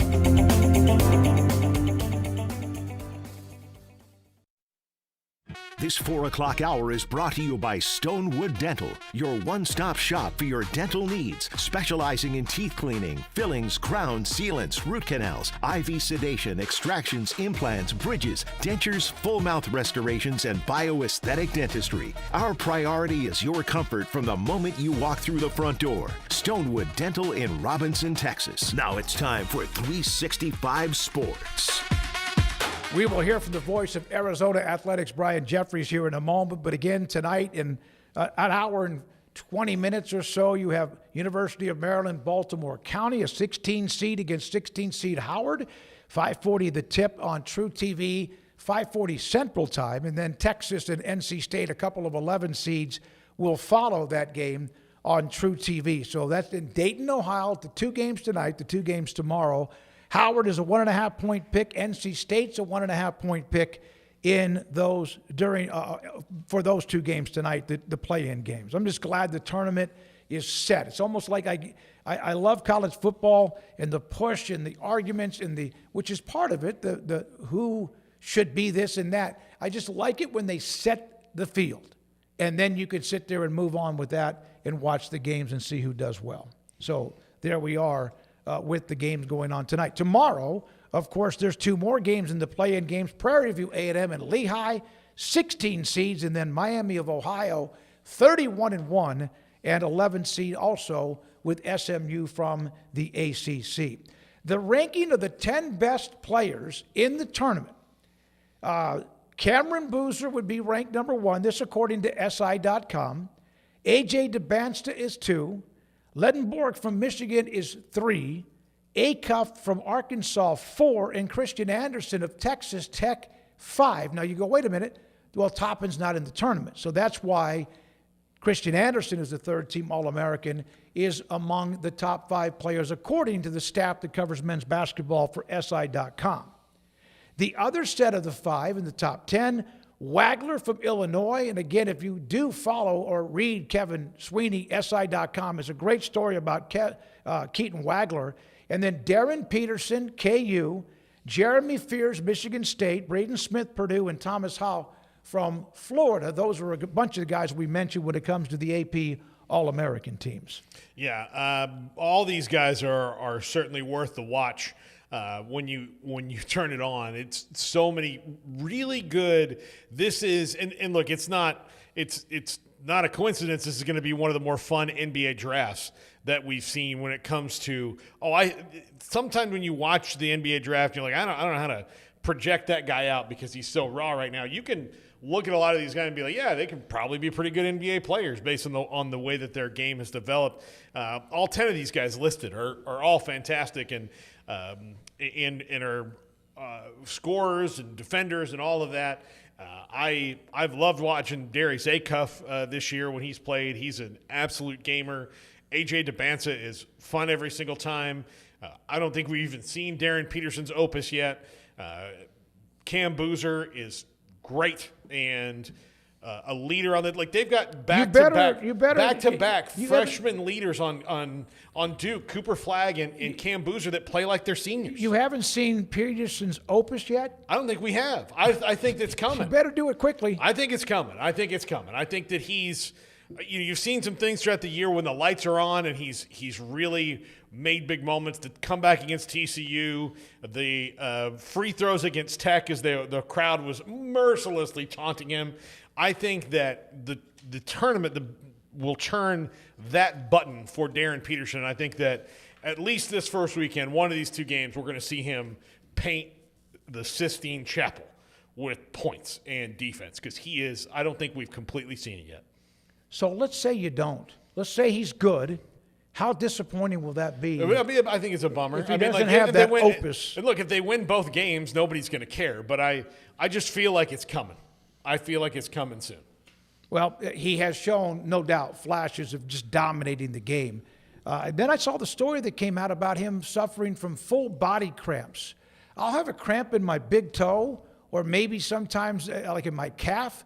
But I can't even imagine like your whole body goes into a cramp. That's got to be, one, you're not drinking enough water, or it wouldn't be that he's not in great shape. So that was something that I thought was an interesting part of the story involving Darren Peterson. I think they should have revealed that earlier because that informs a lot of the decisions that were made with his playing time because it was so severe. And it led the narrative of him leaving games because he was worried about cramping. Well, he was worried about cramping because it was really severe. Now, did he overreact to it? Possibly, probably. But a lot of the narratives that were going on around him were not true. It was that he hates the team or he's doing all this. No, it was they were really worried about the cramps. And, they probably could have, with some sunshine on that, maybe saved the narrative where he didn't have to come back and be like, no, I really do like playing college basketball. It's not – you guys have me all wrong. If he had just maybe been a little more forthright with that. And, of course, look at your health. You don't have to be. But I do think that would have been He knows. Better. He's the one that knows. He's the one that knows. And he's got a lot of people supporting him and around him as well. And I think Self eventually sent a few of those messages. We don't know what may have been said even at practice or whatever. But when that time he hit a big shot and then he wanted to come out and Self just kind of waved him, no, go finish. And he came out a little bit later in the game. But I thought Self showed amazing patience. How many times? Amazing patience. Yeah. How many times in your life did you think about a coach or your dad, like when you got scared of something or you could see it and they knew that you were fine? They're like, no, go, you're fine. I think that was that moment for Bill Self of like, you're fine. You're fine. Just believe that you're fine. Go, go, go. It'll pass. And it did. He's been playing 30 minutes a night ever since then. Do you know that DeBanza and Acuff Boozer are all averaging well over 35 to 38 minutes a game? Mm-hmm. And Peterson, I think, may have. How many minutes a game do you think he averaged? Now, again, he didn't play in some, but how many when he played do you think he averaged per game? 19, probably. I think he's actually up like 25 to 30. Well, I think then that pushed it. But the last 3 weeks have pushed it further because he's played 30 minutes. But there was a time in the season, if you took it, it was a little more than one half. Yeah, no, it was. It was. But again, Darren, you noticed he did not make first team All Big 12. He did not make any of the 3 All-American teams. So those may not mean anything to him because it's all about who he is, and he knows who he is, and he knows why he can or cannot play enough or much. But at the same time, there's enough out there where people were like, well, I'm not voting for him. I'm not voting for him. Craig, anything on that?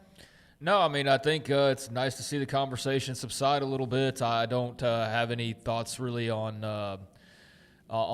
where that is at this point, other than it seems like they've worked out what they needed to work out to make sure the communication was clear, not only within the team, but also outside of the team as well. As annoying as we media and people can be, I guess that did become a very hot button topic there 3-4 weeks ago that kind of dominated the Kansas conversation there for a little while, and now it feels like we hardly talk about it, if at all. So clearly that there was some level of health issue. It was some level of speculation. It was some level of probably some things that maybe Darren Peterson needed to get straightened out a little bit as far as how that was coming across.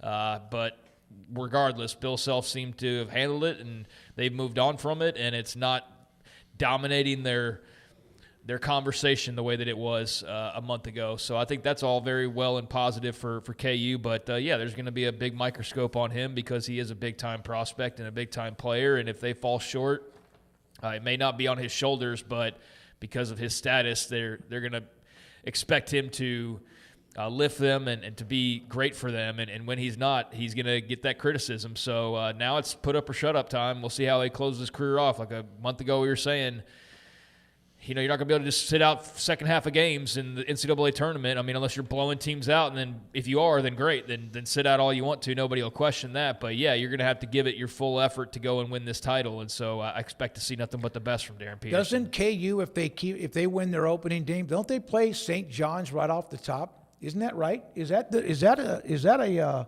hold on just a second. I remember looking at that game. Here we go. That's up in this bracket. Why did I think They're in the that? East. Huh? They're in the East, St. John's. Yeah, I know. I'm looking on the wrong side. So if Kansas and St. John's would meet on Saturday or Sunday on the weekend. Yeah. That would be, you talk about St. John's and that stifling type defense they like to play to try to wear him out, or he gets off. Here's what's going to happen with him. This is not like either he's going to carry a team on his back like not going to say Carmelo Anthony or a couple of other guys, Dikemba Walker or whatever, or they're going to be done. And you're going to always want to know what if, even if he was to score 22 in a loss. I don't know what to expect from him during the tournament. All right, let's break. Craig Smoak at Off the Radar is just around the corner, waiting to hear from Brian Jeffries, voice of Arizona. We will, at the end of the show today, we have John McClain, Hall of Famer, today at 5. Don't forget, I'm about to do it now. Get into the chat and put up the link for you to be a part of that Bracket Madness 365 Sports brought to you by, and the password being Kalshi. I'll do that in just one moment. This is 365 Sports. QC Kinetics has helped me, has made me wake up in the morning, helped me wake up in the morning and not feel like, oh my God, there's that tug. I don't know what it was. There was never anything structural with my hip based on an MRI. There was a lot of chatter about, well, it's your back. You got a lot of stuff going on in your back, and that can then create problems. You've heard about that. If you have a back injury, it could also then hurt your legs. But there was no way to just pinpoint it. I had taken a shot right into the area in my hip that hurt. This is like a year or so ago. It did not work. I took injections in my back, steroid injections, and there was maybe some early relief, but it just never really did take hold. QC Kinetics, you got pain that's ongoing in any of your joints, or in my case, my hip, and you want to get it done by professionals without having to worry about if you start to hear, I said chatter earlier, discussion about, well, you might need surgery on whatever it is, your wrist, your elbows, your shoulder, your back, your hip, your knees, your ankles.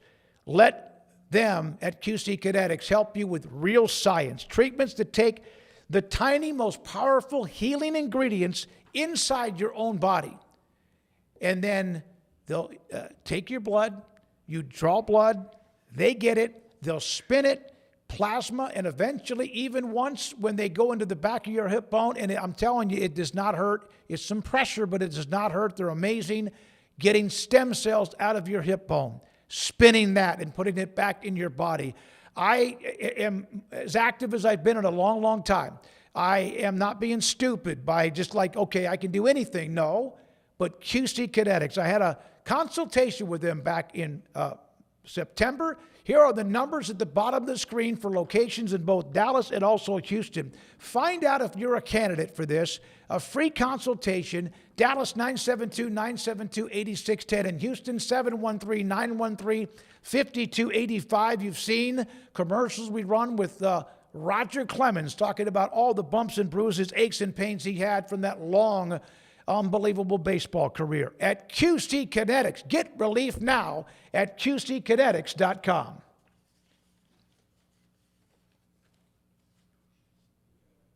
Join the celebration. It's 27 years for Richard Car Motors, and we're celebrating with big anniversary savings. Encore GX offers stylish design, a quiet, refined ride, advanced safety, and a premium interior. Right now, during Richard Car's 27th anniversary sale, save $5,000 on any 2026 Buick Encore GX in stock. Thank you, Central Texas, for 27 years. Log on, call, or come by today to find big anniversary savings now. At Richard Car, we give you more. With over 25 years of excellence in IT, Carrion Solutions is your trusted technology partner. From managed IT services to cutting-edge cybersecurity, our expert team delivers tailored solutions that drive success. Our portfolio includes products such as Veeam, Bitdefender, Microsoft, Cisco, and Fortinet. Call David Carrion and his team of experts. Call 888-522-2221 or visit us at carrionsolutions.com.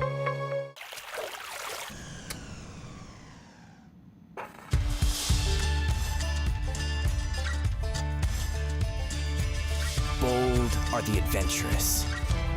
Determined are the leaders. Faithful are the healers. At Baylor, you'll find your calling, your people, and your purpose. Dare to be you, indeed. Pepperoni Magnifico. Pepperoni Magnifico.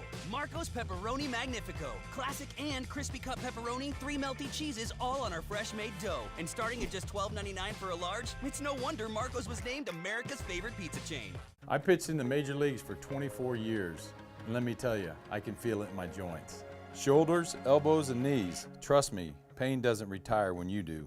I tried everything to get rid of the pain. Nothing worked until QC Kinetics. Baseball legend Roger Clemens and other patients are getting lasting relief with QC Kinetics regenerative treatments. No surgery. I trust QC Kinetics. You should too.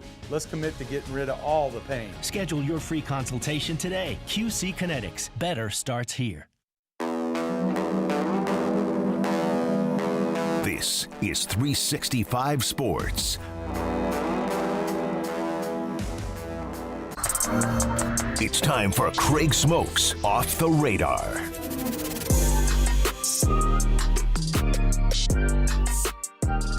365 Sports, time for a little Off the Radar here on a Tuesday, and got a handful of things to talk about here in this segment.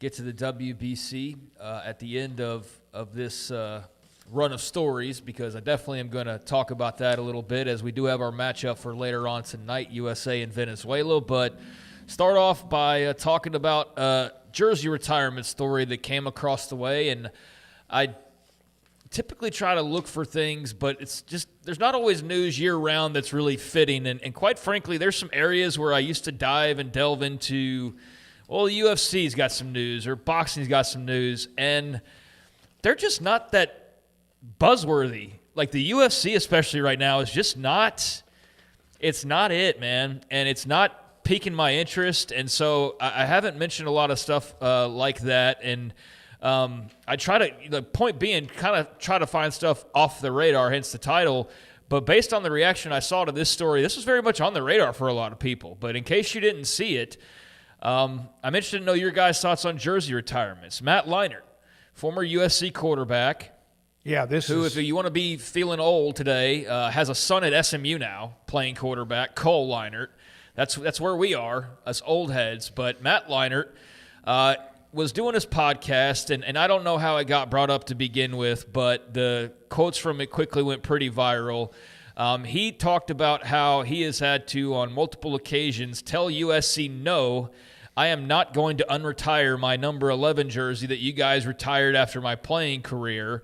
But apparently that's been a common request to the point where he's even bringing it up or talking about it and mentioning it on more than one occasion. He said that when I was at USC, I got my number retired. You win the Heisman Trophy, automatic retired number, which is pretty cool. So our jerseys are hanging in the Coliseum on one side. He said, though, over the years, USC has asked him about unretiring the jersey for top recruits who wanted his number 11, but he has never backed down from telling them no. He said there's been multiple times where people at USC has asked me if I would unretire my jersey for some 5-star prospect. And do you want to know what I told those guys straight up? I said, absolutely effing not. I am never going to unretire my jersey for some random dude who, by the way, now could wear number 11 and transfer after a year.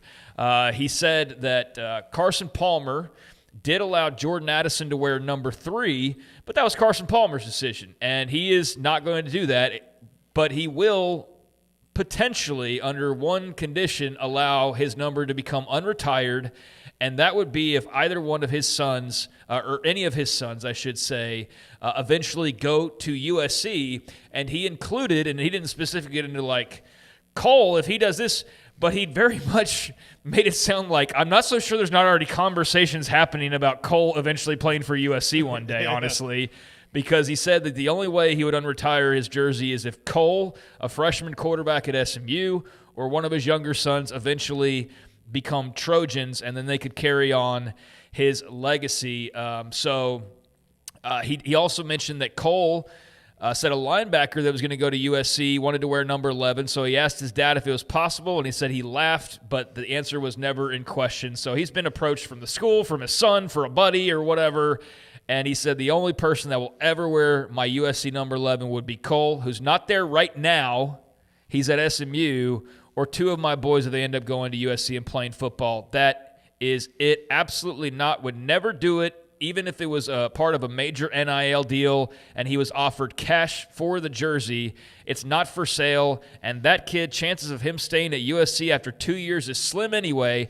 It ain't happening, bro. I'm keeping that up there forever, and you can call me selfish. I don't give a shit. So that was Matt Leinart on jersey retirements and USC and a friend of his son's or whatever, all trying to gauge his interest. Pretty clear that there's only about 3 options, and they're all Leinart boys that would be able to wear that. So what are your thoughts on, I'm cool with jersey retirements, especially if you won the Heisman. OU's got a whole Heisman park that's really awesome of all, and especially when you've got like 6 of them.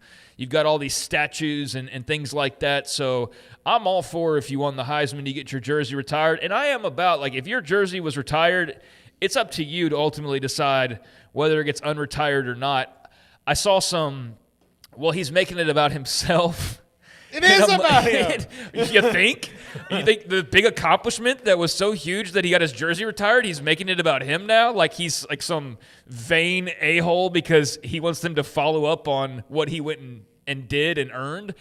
So I saw some of that, but that's probably the usual suspects, like 12-year-old kid who doesn't know any better about what he's talking about, or just a moron, quite frankly.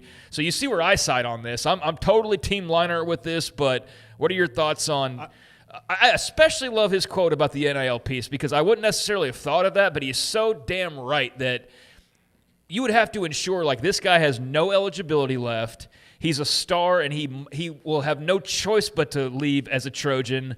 But beyond that, like, yeah, you don't know if a guy just gets it and he's at North Carolina next year. Yeah, I absolutely, completely agree with him. I think it's kind of shameful that USC has asked more than once.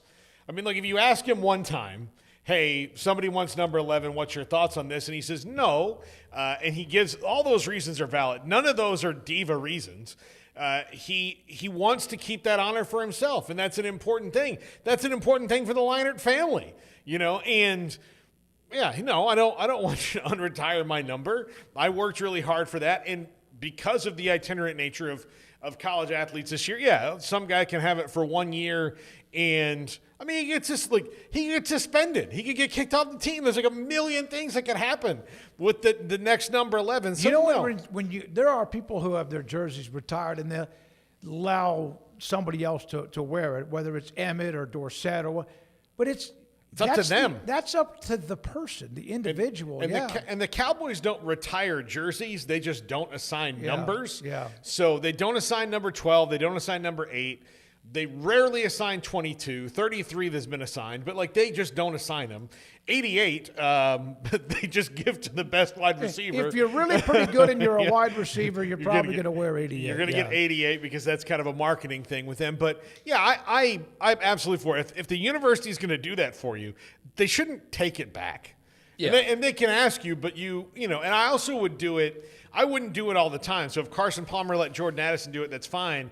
But if they came to Carson Palmer again and said, hey, we've got another guy who wants to wear number 3, I'd be like, look, I did it once. Yeah. Yeah, and I think, too, I've actually seen some USC fans who did not like that Palmer actually – I mean, it was his choice, but there was a feeling that Jordan Addison was one of those flyby recruits that just was there and gone. And he got to get this unretired number, and then he was just poof, he's gone to the NFL shortly thereafter. So was it really worth it? I mean, for Palmer, that's his choice, but for Leinart, he made it pretty clear. And I think that if your jersey's retired – then that should mean something. And the moment you start unretiring them, then what's the point? Now, there's a separate conversation to be had on just in general, do you think it's a good idea to retire jersey numbers? Because you can't ever use number 10 again or number 3 or whatever. I think that's a valid just conversation of, is that the smartest thing to do? But I just think it's one of those traditions. It's been around a good amount of time now, and yeah, if you're going to retire a number, then it should mean something. And, yeah, you don't unretire Matt freaking – I'm not talking about just some dude. Not that just some dudes get their jerseys retired. But you talk about one of the greatest college football players of all time. When you think about that USC team and their impact, and I don't think he would be in my top whatever type of quarterback rankings. Like, he would definitely not be one of the first few guys off my lips here, but he was really good. Their teams were so memorable and just impactful, to use that word again. I keep saying that, but that's what they were. They were absolute rock stars. And the game against UT and what that turned out to be, that maybe the biggest college football game of all time. So there's Matt Leinart. So SMU, Rhett Lashley, friend of the show. I would just be careful about USC in the future. If you're expecting Cole Leinart to be your starting quarterback at some point in time, just keep one eye out for Dad and the Trojans over there, because that door is cracked open. Yeah, Leinart also had the Bush push, right? Wasn't that one of the famous moments in his career? Yeah, but yeah, of course, yeah. He is an unbelievable player. Then you say, okay, and this is a different topic, not trying to get away, but name the top 5 or 10 quarterbacks of all time in college football. He probably is not on that list. I don't know how far you would get down. I mean, that's definitely an off-season conversation for a moment like this. I don't know how far you would go before you got to Matt Leinart, but I don't think you'd be going too terribly far. Yeah, that's not to downgrade what he did. He was phenomenal. No, not at all. But he was definitely good enough to get his jersey retired at USC and is one of their better players of all time. So nobody's wearing his number. I just especially love the part about what he's like. Because when I was reading it, I agreed with him on everything, and even if it wasn't Matt Leinart, it was Reggie Bush saying this, or if it was Adrian Peterson or Vince Young or whoever, I'm in agreement on if a jersey's retired, the jersey's retired. Now, if you want to make an exception for it, then that's your choice to do that, so I'm open to that. But when he started bringing up the NIL aspect, that's when I was really like, damn, he sold. Like, I was already sold, but now you've got me doubly convinced that it's a bad idea. To me, it's not too far away from the argument that Troy Aikman made about why he was out on personally giving NIL because, of what was clearly the Dante Moore situation, but he didn't call Dante Moore out by name. But yeah, I mean, why am I going to do this for a guy who could just turn around and leave? And I'm just trying to help UCLA, and so. Yeah, the NIL piece of all that changes everything. And, yeah, I mean, that, you can Look, Deion Sanders, number 2 at Florida State, has been requested maybe 1 billion times. Tons of players want to wear number 2 over the last almost 40 years now. And it's responded with no every single time, as it should be, because he's maybe the most talented player that ever played there. And no, you're not going to be. But how many guys have come through that Peter Work or Snoop Minnis, and I'm going back to like my childhood here, but all the Keon Coleman and all these guys that have rolled through over the years that I'm sure would have liked to have had number 2, and some of them turned out to be great and maybe would have lived up to it to some degree. But I guarantee if you're just handing it out to every star recruit that wanted number 2, there's going to be a bunch of dudes who did not live up to that billing whatsoever, and degrade the number if anything else. So yeah, Deion leaves it at the highest of the levels that it can be left at. And I think Matt Leinart did that with USC as well. And you don't just give it to some random quarterback because he's a big portal guy or something like that. So I just found that interesting, and I totally agree with Matt Leinart on his stance, especially in this NIL world. Meanwhile, we're not talking NBA very much on this show. I think the most we've ever talked the NBA was when Luka Doncic got traded, and then I think when the Mavericks got the number 1 pick, totally on the up and up, no screwy business, no funny business there whatsoever. That's how I feel, at least. But outside of that, I think it's just not our thing, especially not my thing these days, because as a fan, I got kicked in the you-know-whats, and I'm still kind of recovering from that, and I don't like the new ownership of the team I used to root for, and I'm just not into it. And we talked a lot about just the game kind of in passing, but I am always interested when leagues start to expand, and I get into, especially when I was younger, like who the mascots are going to be and where the city is and how that fits into the divisions and all of those things. And if you're into that sort of thing as well, new uniforms perhaps, well, you're going to have some NBA to talk about because it's been long rumored, it's been long discussed, but we are now stepping closer to the NBA actually expanding and adding a couple of more teams. And there's no surprises if you've been following along even a little bit, because this has been out there for several years now. Back all the way in December of 2020, Adam Silver said the league was taking a fresh look at expanding, which they had not done in a couple of decades. So it's been talked about for about 5 years now, and there's been a lot of things floating around. And now it looks as though the NBA is going to move forward with presenting some expansion candidates to be voted upon to add to the league. And first thing is, why would they water down their own money? ESPN had an article that actually made it make a lot of sense. So why would other of the 30 owners agree to bring on 2 more teams and have your pool diluted, even though you're making tons of money already? It was because they never can have enough, as we've talked about. But there's never enough money. Even if you have $100 billion, you still want $101 billion. So NBA teams currently own, this is from Shams Charania and ESPN, I believe, own 3.3% of the league. If the league jumps to 32 teams, the percentage drops to 3.13. While that might seem like an insignificant change, those fractions of a percentage add up over time when factoring in media rights and things of that nature. So why would owners do it?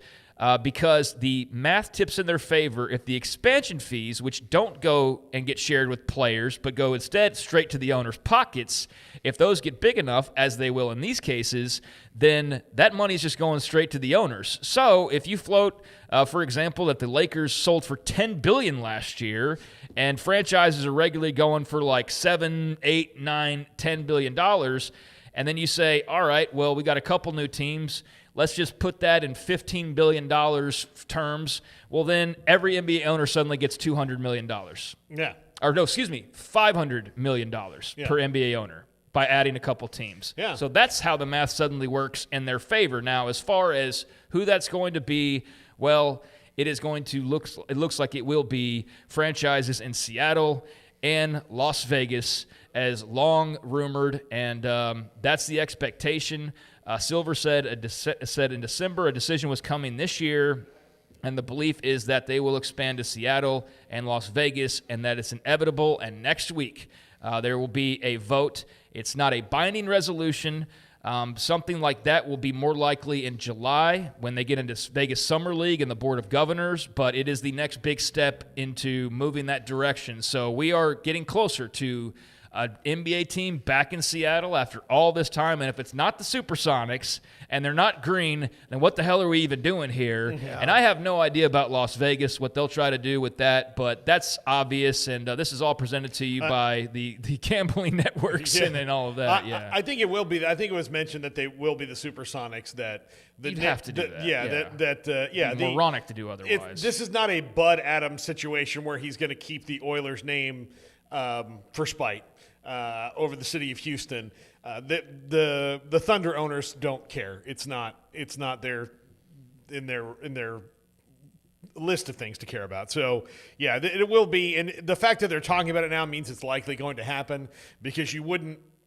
This is not like that year the Big 12 was like, we're going to look at expansion, and like on everybody's packets and like, yeah, thanks for sending all that in and doing all that work. We're not going to do that. That was just a PR stunt. Because Texas and OU were already making other plans while all that was going on. They're like, no, we're not interested. Meanwhile, they're like, hey, Greg, the Big 12's, Yeah. So yeah, they're sexting with the SEC that whole time. Basically. But they don't roll that out, because what they want now is bids. They want those, and they know some of the ownership groups and who they're going to be.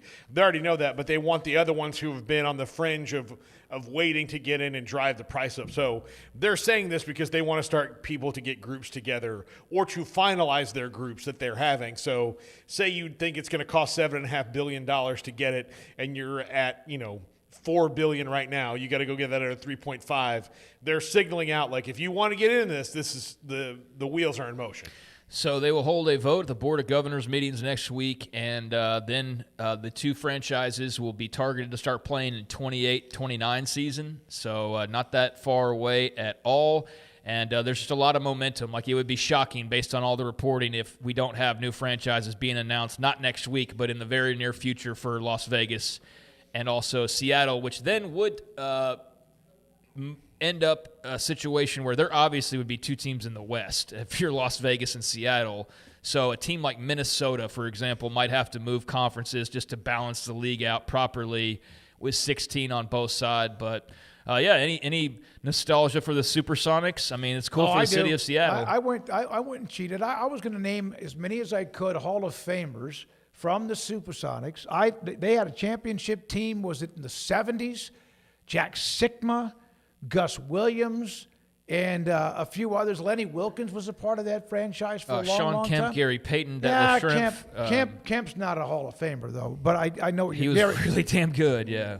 Gary Payton, obviously, the glove, a great defensive player. A couple other names Dennis Johnson, who played a lot of his career, of course, with the Celtics. Ray Allen played there for a little bit. Yep. And they have David Thompson listed. I'm not thinking of him. He may be a Hall of Famer in the Naismith Hall of Fame, and played for the Sonics, but I don't. Yeah. That's like Patrick Ewing's listed. He's not a part of Seattle Seahawks Supersonics history. Of the three teams that are easternly in the Western Conference, Minnesota, Memphis, and New Orleans. Yeah. Two of those three will move over. Okay, hold on. Say that again. Memphis, New Orleans, Minnesota. Okay, which of those are west of the Mississippi? All of them?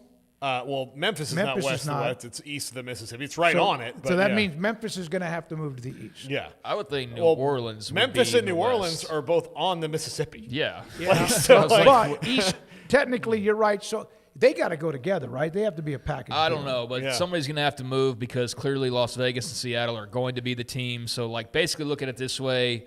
That Board of Governors, or that next meeting, they're basically saying, all right, we're going to expand, and we're going to focus on Las Vegas and Seattle. And then when they get together again later on to, like, formally make it all official, then that's just the finishing touches and making it all official. But, yeah, this is the step to go ahead and say we're doing it, and this is where we're doing it, and get the ball rolling. And so not able to officially congratulate Las Vegas and Seattle, but it's inevitable that they're going to have teams. So it's going to be wild to see the Supersonics out there again, and then whatever Vegas decides to do with that team. But, the NBA is expanding. And final story for you today, I have to go to the crown jewel of tonight's sporting events, with all due respect to the play-in games. It is the WBC final. Last night, we saw Venezuela, an absolute firecracker of a game with an incredible crowd, as has been the case for a lot of the WBC. They eliminated the Italians with a 4-2 come-from-behind victory. Italy was in control, or at least had the lead early on, but Venezuela, I mean, my gosh, just so talented, had some great pitching, some timely hitting, and they're able to rally a bit and get the 4-2 victory to advance in front of an absolutely bat-S level crowd in Miami. And so tonight, back at Lone Depot Park in Miami, it will be Venezuela and the United States, 7 o'clock Central Time on Fox for the 2026 World Baseball Classic Championship. And it will be Eduardo Rodriguez for the Venezuelans. It'll be Nolan McLean for the Americans, and it'll be a whole lot of hellaciously talented baseball players up and down both of those lineups. This is all-star game level, if not even kind of surpassing that as far as the talent goes,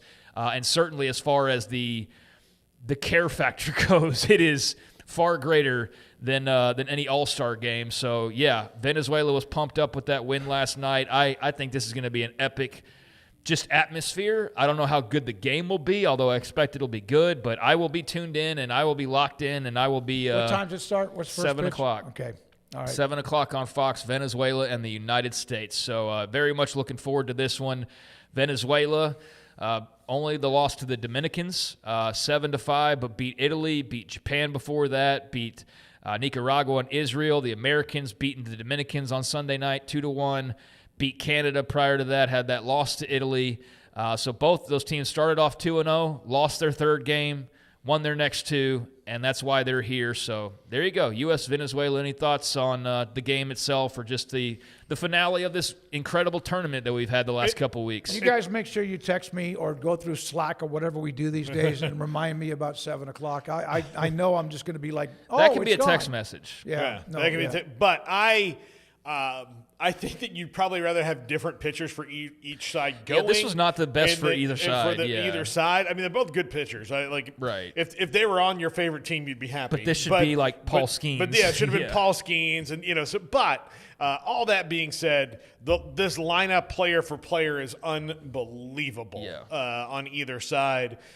So excited to see it. I hope the USA wins. I'm glad I don't have to root against Italy again. So.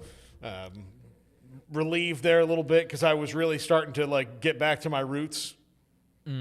Yeah. There's not even Italian players. All really. it took was them winning some baseball games. Yeah, let me tell you this. That's sloppy seconds. Until a week ago, all of them could have been, because they had citizenship, like hereditary citizenship in Italy, which I missed my chance on getting because literally last week Italy's like, no, we're not going to do it anymore. I did see that headline as well. And it wouldn't have been Paul Skeens tonight, because you definitely needed him versus the Dominicans the other night, but it would have been Skubal. He would have been your guy tonight. And there's been a lot of, I've seen picking apart of his decision to go back to spring training. And I mean, I get it, but I also am kind of pissed, because you want the best of the best facing the best, and he is certainly what would have been clearly the best option for the Americans, and he's in the Tigers bullpen at spring training or whatever he's doing, not part of Team USA. But glad he got to be there at the beginning. You just wish that this would be the perfect night for him to be pitching again, but you do have your obligations to the Tigers, so I understand that. But for the most part, that's what's been great about this tournament is I've seen some people pointing out the patriotism from all these different countries, and I've highlighted several times the pool play, having those in Tokyo and San Juan and Miami, and having these rabid crowds to have Shohei Ohtani in the freaking Tokyo Dome of all places. It can't get any bigger than that. But I also think that if you were to strip away, the Olympics didn't have pros for a long time, if you just made these regular college kids and it would lose so much of its luster. Make no doubt about it, the star power is absolutely a big part of why this is also as a special feeling as it is, and even more so that the stars give a damn. Not only give a damn, but they care a lot. As in some cases, talking about how this is bigger than the World Series, or some of the comments that you've seen being made. Now, some of those I have seen also getting misconstrued, but the point stands that this clearly matters a lot to these players. So we'll see the champion crown tonight. It'll be the U.S. or the Venezuelans. Whatever happened to the Cal Raleigh and Rosarena spat? Did that ever get settled down? Nothing. One of their teammates made light of it. Who is it from Team Canada? One of their teammates, damn it, I'm forgetting his name, came up and he tried to shake Cal Raleigh's hands, and Cal Raleigh just shook his head like, you bastard. Like, you know that's what he was thinking, because he wanted to let it die and said, here's his teammate, as teammates would do, like kicking it back up and making it funny. But then once I saw that, and everybody just chuckled, then it went away. Yeah. Basically, it just went away. And I think also Mexico lost, so Rosarena's not around to complain about it, right? He's not doing any more interviews about it because they're not in the tournament. So, that just kind of died on the vine, and we'll see how the Mariners play this year. If there's internal issues in the clubhouse, though, we will know where probably some of that started was with a lack of a handshake at the World Baseball Classic. So there you go. There's a few things off the radar. Got those play-in games tonight, but also the World Baseball Classic finale. All right. Thank you, Craig, very much. I did see the weigh-in for Ronda Rousey and Gina Carano. Gina Carano. Yeah. That was fun to watch. I thought Ronda Rousey had CTE, Craig. Does she? That's what she said she did. I mean, she says a lot of things. Yeah. Ronda's not always the brightest bulb, I'll say that. And I enjoy her to some extent. I mean, I'll out of just fascination watch that fight, but it's happening about 10 years too late, like all these Netflix fights basically happen, as far as the older fighters go. So, yeah, that's just your typical fare now in combat sports. It's the freak show fights are the ones that should have happened 10 years before, and that's what draws eyeballs, because the UFC's severely lacking in star power, and boxing has its matchups here and there, but like Zuffa's been a blip on the radar. Boxing is a glut. Yeah, it's few and far between. I mean, even boxing, but those turn into those Netflix fights. Mayweather and Pacquiao Part 2 and things like that. So what is it, and I know we got to go for John McClain, but Ronda Rousey, Gina Carano said that Ronda Rousey invited her to be a part of this. Well, eventually, apparently, according to Ronda, they actually were talking with Dana White initially, but they couldn't get a deal done, and she didn't blame it entirely on Dana White. She pointed out correctly that he's not really even the boss of UFC anymore. Like, he's the de facto main boss, but TKO and those guys are the ones calling the shots. And you talk about dudes who never have enough money, those TKO folks, WWE fans know, give me more money, give me more money, give me more money, like a lot of things in this country. But, that's something that I guess the UFC was presented with. They couldn't come up with the right amount, and Netflix was like, here's your check, and they said, all right, well, we're going to Netflix, and the rest is history. Yeah, it was interesting to see the weigh-in. Gina Carano, she's beautiful, and Ronda Rousey I always thought was very pretty, too, when she wasn't all dressed up to fight. All right, cool. Next time I want to hear how cute you think Jake Paul is, and also Manny Pacquiao. I don't think either one of them. All right, when we come back, Hall of Famer John McClain, and this is 365 Sports. Stonewood Dental. My dentist is Dr. Steve Childress. I went to him when it was during COVID, and I knew I had to go back. I didn't go to the dentist for a while, just on and off, really old for years, because I just always worried, man. I hate needles. I hate them. And yet I knew I was going to have a root canal, or I was going to have a tooth pulled, or I was going to have a cavity, or more, or all of the above. Went to Dr. Steve Childress. He sat me down. He looked at the x-rays, looked at all of what they have, and said, okay, here's what our game plan is going to be. We didn't do it all at once, because I don't know if I wanted to do that. He said, this is what we're going to do, and we're going to get through it. It's going to get better. And he's right. Dr. Steve Childress has been great. Dr. Steve Childress in Robinson at Stonewood Dental. What a great storyteller. We talk about sports and everything else along the way while he's sitting there working on my gums or my teeth. He is a great dude. I love him. He's my dentist. I'm proud to say that. Dr. Steve Childress and Stonewood Dental in Robinson, Texas. At Allen Samuels Dodge in Waco, we're making a declaration of deals. And these deals are so big, even fans of the Dallas Cowboys think this might finally be the year. Drive home a new Jeep Grand Cherokee Laredo for just $32,990, or a new Jeep Compass Latitude 4x4 for $29,990. Take $11,000 off a new Jeep Gladiator Sport, or choose 0% for 60 months. Or we pay your sales tax. Right now, no payments for 90 days. Happening now at Allen Samuels in Waco. Established in 2007 and independently owned, Alliance Bank Central Texas is committed to helping families and businesses meet their financial goals. From their tellers to their board of directors, they know the importance of superior service and competitive products. Customers have confidence knowing that their financial needs are in good hands. It's your bank, Alliance Bank Central Texas, with 2 Waco locations, 4721 Bosque Boulevard and 191 Archway Drive on Highway 84, and at alliancebanktexas.com. Member FDIC, an equal housing lender. Pepperoni Magnifico. Pepperoni Magnifico. Marco's Pepperoni Magnifico. Classic and crispy cut pepperoni, 3 melty cheeses, all on our fresh made dough. And starting at just $12.99 for a large, it's no wonder Marco's was named America's favorite pizza chain. When you play hard, sometimes you fall hard. Sports injuries require special treatment. At Southwest Sports Medicine and Orthopedics, our team of expert doctors provides athletes and active adults with comprehensive sports medicine care, diagnostics. Whether you're in high school, college, or beyond, we'll help you get back on the field. Call on the team physicians for Baylor Athletics. Call Southwest Sports Medicine and Orthopedics. This 5 o'clock hour is sponsored by Edward Jones Financial Advisors, Ben Erlinson and Brad Wilson in Waco, and Cam Heathcott in Conroe, with an individualized approach to addressing your financial needs, including education, savings, planning for retirement, and protection strategies. Edward Jones Financial Advisors, making sense of investing. Experience the difference for yourself. Now it's time for 365 Sports.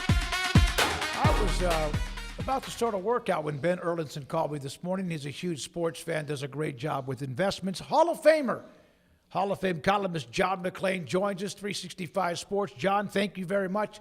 It seems to be kind of a dead period with the NFL and free agency. Did you guys, the trade? Jalen Waddle. John, what do you think going to the Broncos? There's a lot of things still going on free agency in the NFL.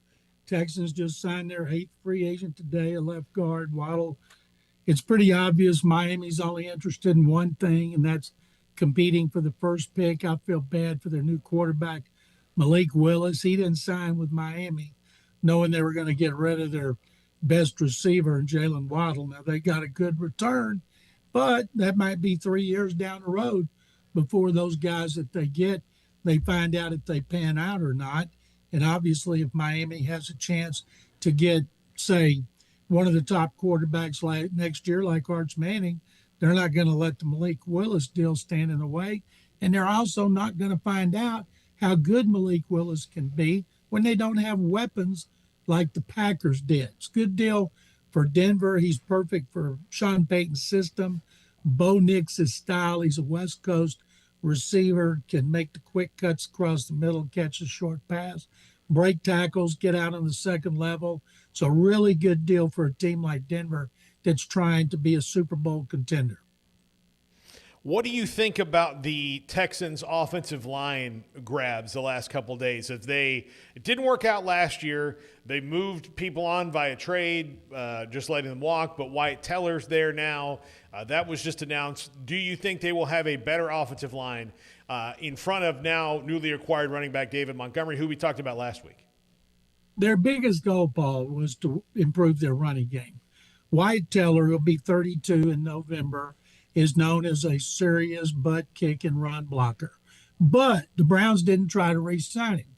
That tells me something because they got had holes across their offensive line. Still, they started making moves like acquiring tackle Titus Howard from the Texans for a 5th-round pick. Right tackle Braden Smith, they signed from Indianapolis. He's an 8-year starter, also a good run blocker. But if Nick Caserio, their general manager, thinks their problems are solved up front, he's crazy. They had 3 picks in the first 2 rounds. to me, they still need a center. They might need a tackle who can play guard. They better continue to address it with young, talented guys because Braden Smith's going to turn 30. Teller will turn 32, but at least for this season, they should be better with the addition of running back David Montgomery, and the one who should benefit the most is quarterback C.J. Stroud. John, I know it's kind of resolved itself to some degree now at this point, but your thoughts on how this whole Max Crosby situation has found itself to where he's back with Las Vegas, and I guess you just get back to rehab and just keep it pushing, huh? That's what he's done. He's saying, I'm where I'm supposed to be. Sometimes the best deals are the ones you don't make, Craig. And what I just said on radio in Las Vegas, would you rather have the 14th pick in the draft? You don't know who it's going to be. The 3 top pass rushers will be gone. Or would you rather have Max Crosby, a premier pass rusher who has a great work ethic, who's really good for the culture? And with the new regime coming in under new coach Clint Kubiak, second-year GM John Spytek, and quarterback Fernando Mendoza, I want people who are going to be leaders, set examples, and that's what Max Crosby does now. I would make sure the doctors say he's 100% from that meniscus surgery, and don't let him try to talk his way back into the lineup till they are sure he's ready to go, because there's no hurry with Max Crosby. So do you feel like that it's died down enough where they still won't maybe look around for somebody that may want him if they can get something in return that's worth it? No, absolutely not. Yeah. That's a bunch of BS. People talking about that. They're taking Fernando Mendoza. They've known it since they hired Clint Kubiak. Everybody loves him. I mean, who doesn't like Fernando Mendoza? The kid is unbelievable personality. He's a great talent. He's got everything you want to be the face of your franchise, including in Sin City.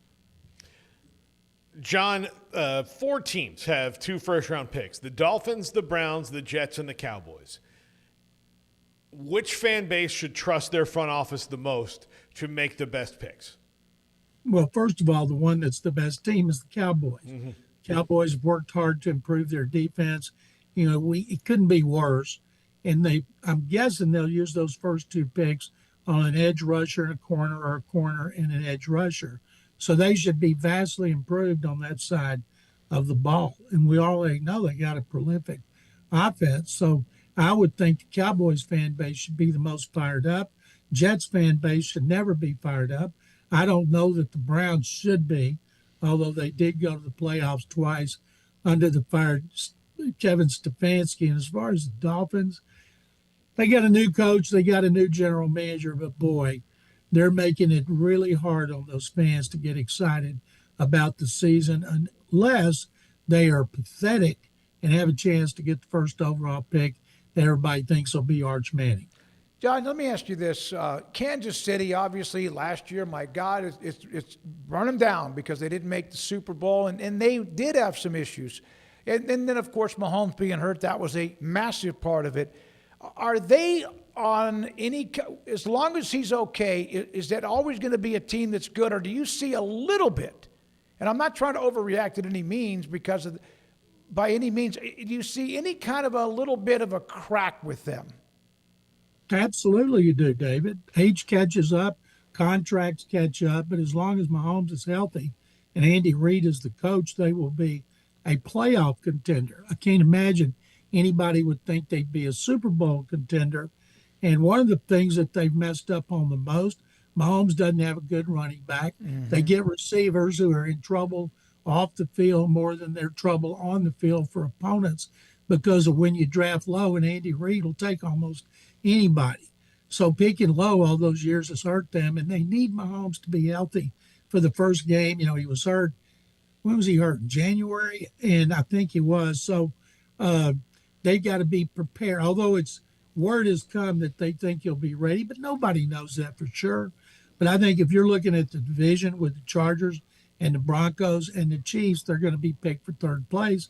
But probably people say they're going to be a wild card team. John, the Texans have 3 picks in the top 60. Do you see them combining those in any fashion to maybe go get a guy if they really want him? They could do that, Paul, but I think right now the Texans are in a position where they don't have to have any guy to come in and start in their offensive line. Now, they need somebody at center. I think they could do better than the incumbent, a guy named Jake Andrews, who they acquired on waivers from the Patriots. When they dumped him, I think they could do better there. They probably could wait till the second round. I think they could use a backup tight end who can catch. They got Dalton Schultz. If he goes down, they don't have a tight end who can catch the ball and be a weapon for C.J. Stroud. Then I think they want a defensive tackle. But their secondary is the best in the NFL. Their defense is one of the two best in the NFL. They haven't lost one player they wanted to keep, and that bodes very well. And they have done everything they can so far to help improve the running game to help C.J. Stroud. John McClain with us on 365 Sports. John, I'll see you wearing that hat. I think that's a Hall of Fame hat. I could be wrong. It's a Hall of Fame. Yep. You'll never see me in any cap but a Hall of Fame cap ever since I went in 2006. Every chance I'm on a camp, well, most everywhere I go, I wear a Hall of Fame cap because I'm so proud of that accomplishment. Yeah, you should. That's awesome. What is the best piece of swag, other than that you remember during all the years that you covered everything imaginable in the NFL? Piece of swag for like a jersey, memorabilia, anything like that. But for who? For you. Fans? For me, I've never taken anything. No. I don't. Like, you could buy it and still, I understand what you're saying. We're not supposed to accept stuff like that, and we don't ask for autographs. But is there anything in particular that you said, I just have to get that on a very, like, cover an event? Things for the Pro Football Hall of Fame. Yeah. There's not a time I don't go up there. I don't think that I bought something that I can't wear or I bought for somebody else. Back when I came to the Chronicle from the Waco Tribune Herald and I covered the original Houston Aeros with Gordy, Marty, and Mark Howe, Gordy, Mr. Hockey. I had several friends like Playboy Gary Hart in Waco wanted a Gordie Howe hockey stick. I said, you don't even know who Gordie Howe is. But I got him one, and he still got it. And I started thinking, I've never kept anything, but if I were going to keep something, I kind of wish I'd done it with that Gordie Howe hockey stick because it was so cool because he didn't sign as many as people thought. Thank you, buddy. Appreciate it. Great to Thank see you. Thank you, guys. Take 'em Bears. John McClain, Hall of Fame columnist with us on most every Tuesday at 5 o'clock. Great to see him. We got him on the video link, too. By the way, I see that Brian Jeffries has jumped in. I think we have a time zone issue with Brian. Oh, okay. You may need to text him. Okay. All right. Yeah. Y'all, it's because it was two hours behind now. They're on West Coast time. It's Arizona. I'll text him. Sorry about that. Okay.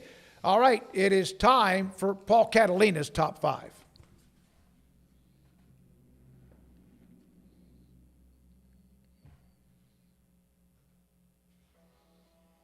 This is Paul Catalina's Top 5.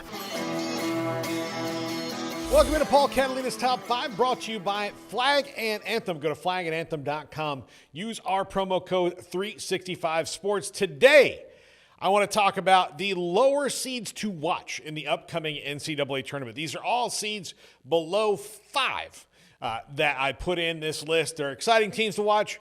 Who the heck knows if they'll win? Even still, that's the magic of March, is you have no idea what's going to happen.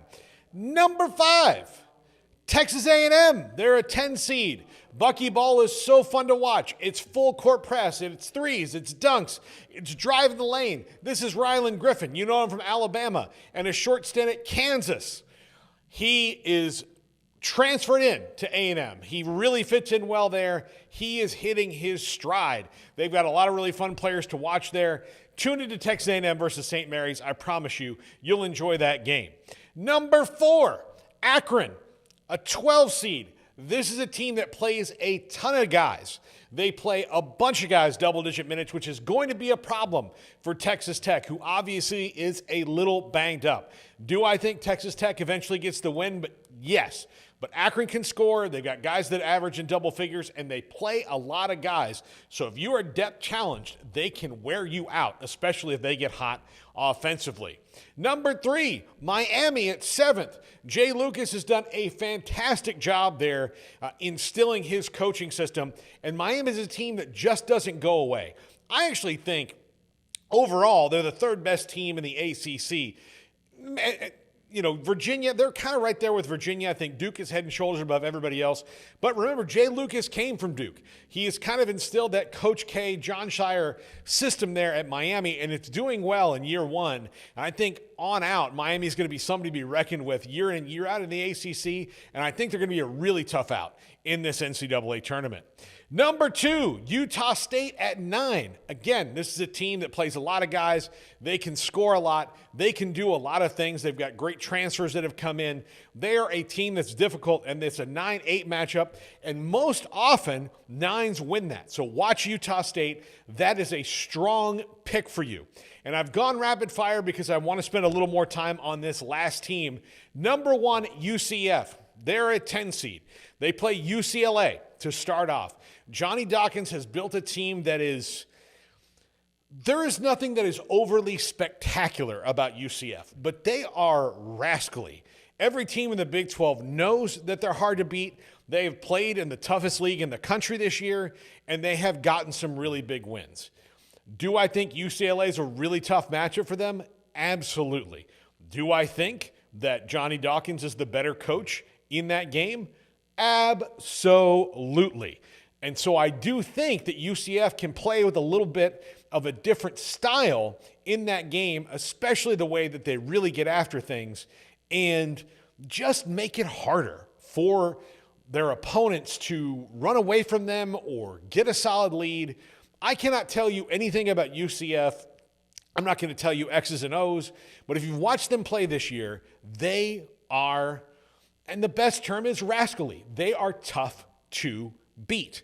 And I do think that teams like that can make some waves in the tournament and cause some upsets. Are they built enough to win the title? Likely not. But they call it March Madness for a reason. But I do think they are built enough to get an upset or two. Well, that's going to do it for the top 5. Thanks to Flag and Anthem. And don't forget to go to our website, 365sportsdeals.com, to find Flag and Anthem and every other deal that we have available for you. That's 365sportsdeals.com. Let's spin that wheel.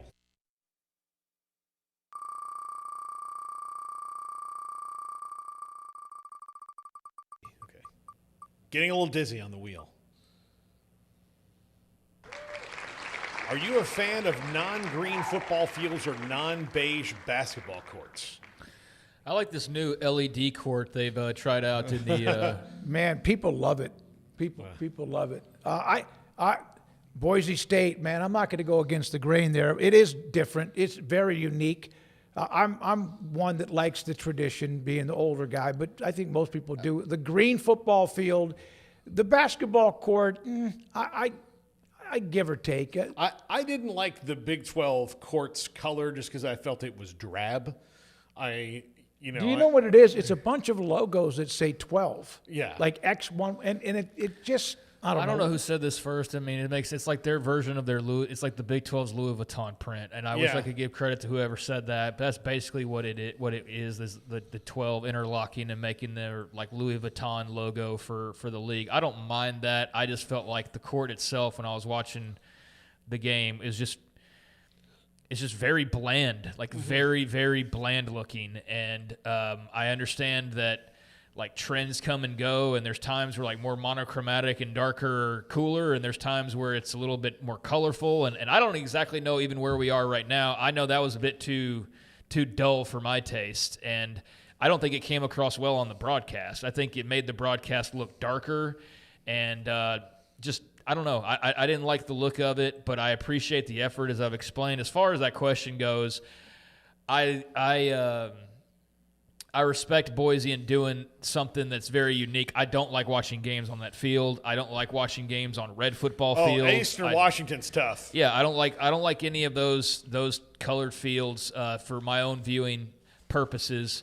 The Smurf turf is, again, it's got a cool uniqueness, but I'd prefer to just watch on green grass or green turf. And with the courts, I don't need it to be beige. I just don't think it.